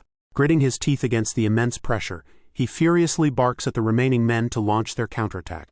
The Suicide Squad swarms the monster from all sides, desperately stabbing their weapons into its thick hide while their leader holds the aggro. Meanwhile, a veteran soldier throws his sword arm out in front of our boy and Kyle, keeping the rookies safely out of the splash zone. Slashing his blade to draw blood, Taran calls out to Yahello to set up a synchronized combo. The gray-haired soldier steps right into the pocket, delivering a devastating upward slash that carves a massive gash into the beast's arm. The monster throws its head back with an agonizing roar, its massive frame finally staggering under the coordinated DPS. Unable to support its own weight, the giant bear completely gives out, crashing heavily to the forest floor. The captain doesn't waste a second, raising his blade to his face as it begins to hum with a lethal vibrating energy. From the sidelines, our boy's eyes widen in shock, instantly recognizing that familiar pulsing aura. Launching himself high into the air, Taran brings down a massive glowing slash, executing the towering beast with a single mana-infused strike. The exhausted soldiers immediately erupt into cheers, gleefully kicking the massive corpse to celebrate their hard-fought victory. Taran, however, isn't joining the party, his eyes locked on the beast's thick fur as he wonders how something this ridiculously strong just appeared out of nowhere. Brushing the matted hair aside, he uncovers a cluster of strange cracked black spots spreading like rot across its skin. One of the men nervously pipes up, asking if they just exposed themselves to some kind of contagious plague. Catching sight of the commotion, our hero steps closer, and a chill runs down his spine as he immediately recognizes those ominous markings. The gears turn in his head, realizing this completely explains the abnormal bear's sudden spawn and unnatural power scaling. His expression darkens, internally noting that they need to track down the exact origin point of this mutation immediately. Completely unaware of the danger, Taran orders Aaron to set up a perimeter, and tells Brent to start peeling the monster's hide to craft some makeshift armor. Before they can make a fatal mistake, our guy suddenly cuts in, shocking the squad by flat-out warning them that the tainted skin is completely unusable. The entire squad freezes, and Taran looks back at the rookie in dead silence. Realizing our guy actually knows what they're dealing with, the captain asks for confirmation. Trusting the kid's judgment, Taran immediately cancels the loot drop and tells Damien to follow him. Packing up their gear, the squad heads back to base, leaving the tainted corpse behind. Cutting to the barracks, Taran brings our hero into his private office and tells him to take a seat. He skips the small talk, asking exactly what the teen knows about the black spots on the monster. Damien doesn't sugarcoat it, dropping a lore bomb by bluntly stating that the beast was poisoned by magi. Taran is visibly shook, asking if he means the forbidden power wielded by dark wizards. Stressing the gravity of the situation, the captain points out that dark magic is strictly outlawed, making this an absolute nightmare scenario. Bro calmly explains that there could be a dark wizard camping in the forest, or an abomination radiating the toxic energy. He remembers it clearly. A vision of cultists worshipping demonic circles burned in his mind, a grim reminder that magi was a cursed power that guaranteed a miserable death for anyone exposed to it. Back in the present, Damien knows that the Bronzerian forest is actually hiding a tainted mana stone, wondering if the timeline of the impending disaster is already starting to shift. In his past life, a vision of future military notices flashed in his mind. The existence of that tainted stone was only discovered after a massive disaster shook the Empire. A sudden realization hits our boy. What if this exact moment is the very beginning of that tragedy, meaning they can still destroy the stone if they act before it spreads? Back then he witnessed visions of corrupted beasts, learning that magi only grew stronger as it poisoned more monsters. Taran narrows his eyes, suspiciously asking how a 13-year-old recruit knows so much about forbidden magic. Our guy smoothly lies without missing a beat, claiming his father went through a similar experience and passed down the stories. The captain accepts the excuse, grimly admitting that their unit is so desperate right now they have to grasp at straws. Cutting to the next morning, the gloomy atmosphere of the stone-walled Neocalit's base remains unchanged. Inside the barracks, Damien cheerfully wakes up an exhausted Kyle while the older soldiers groan about their sore muscles. Suddenly, a news-bearing soldier bursts through the door, shouting that he has a huge update. He announces that the Bronzerian forest has been completely locked down, strictly forbidding anyone from entering. The rest of the squad cheers, thrilled that they get to rest and train instead of being sent on another suicide mission. But Kyle notices our hero looking visibly disappointed by the news, his secret plan to sneak in completely ruined. Our boy rubs his temples in sheer frustration, realizing this lockdown completely hard counters his solo stealth mission to destroy the stone. The celebration is instantly cut short when the heavy, synchronized thud of armored boots echoes down the hall. The squad peeks around the corner, instantly suspicious as a fully kitted unit of Defense Force guards marches right into their territory. A stern-looking defense official makes himself right at home in the office, flanked by a wall of heavily armed escorts. Captain Taran immediately stands his ground, demanding to know why the brass is suddenly trespassing on their turf. The official doesn't mince words, revealing that the temple caught wind of their latest report and actually detected a sinister aura lingering on the beast's corpse. Taran's eyes go wide as the realization hits him. Damien's crazy tinfoil hat theory about forbidden magi was actually spot on. Laying down the law, the official announces that the temple is dispatching a priest to lead a joint search operation deep into the woods. There's just one massive catch. They demand that the specific soldier who identified the dark magic tags along for the ride. Taran immediately tries to run interference for our hero, arguing that he's just a fresh recruit with zero actual field experience. Unfazed, the official refuses to budge an inch, and Taran knows that defying the higher-ups will only get his already struggling squad hit with massive penalties. Backed into a corner with literally no other option, the captain reluctantly orders Aaron to go fetch the rookie. Listening in from the hallway, our boy just lets out a heavy sigh, realizing his solo stealth mission is officially dead, and he's about to be drafted into one massive, unavoidable headache.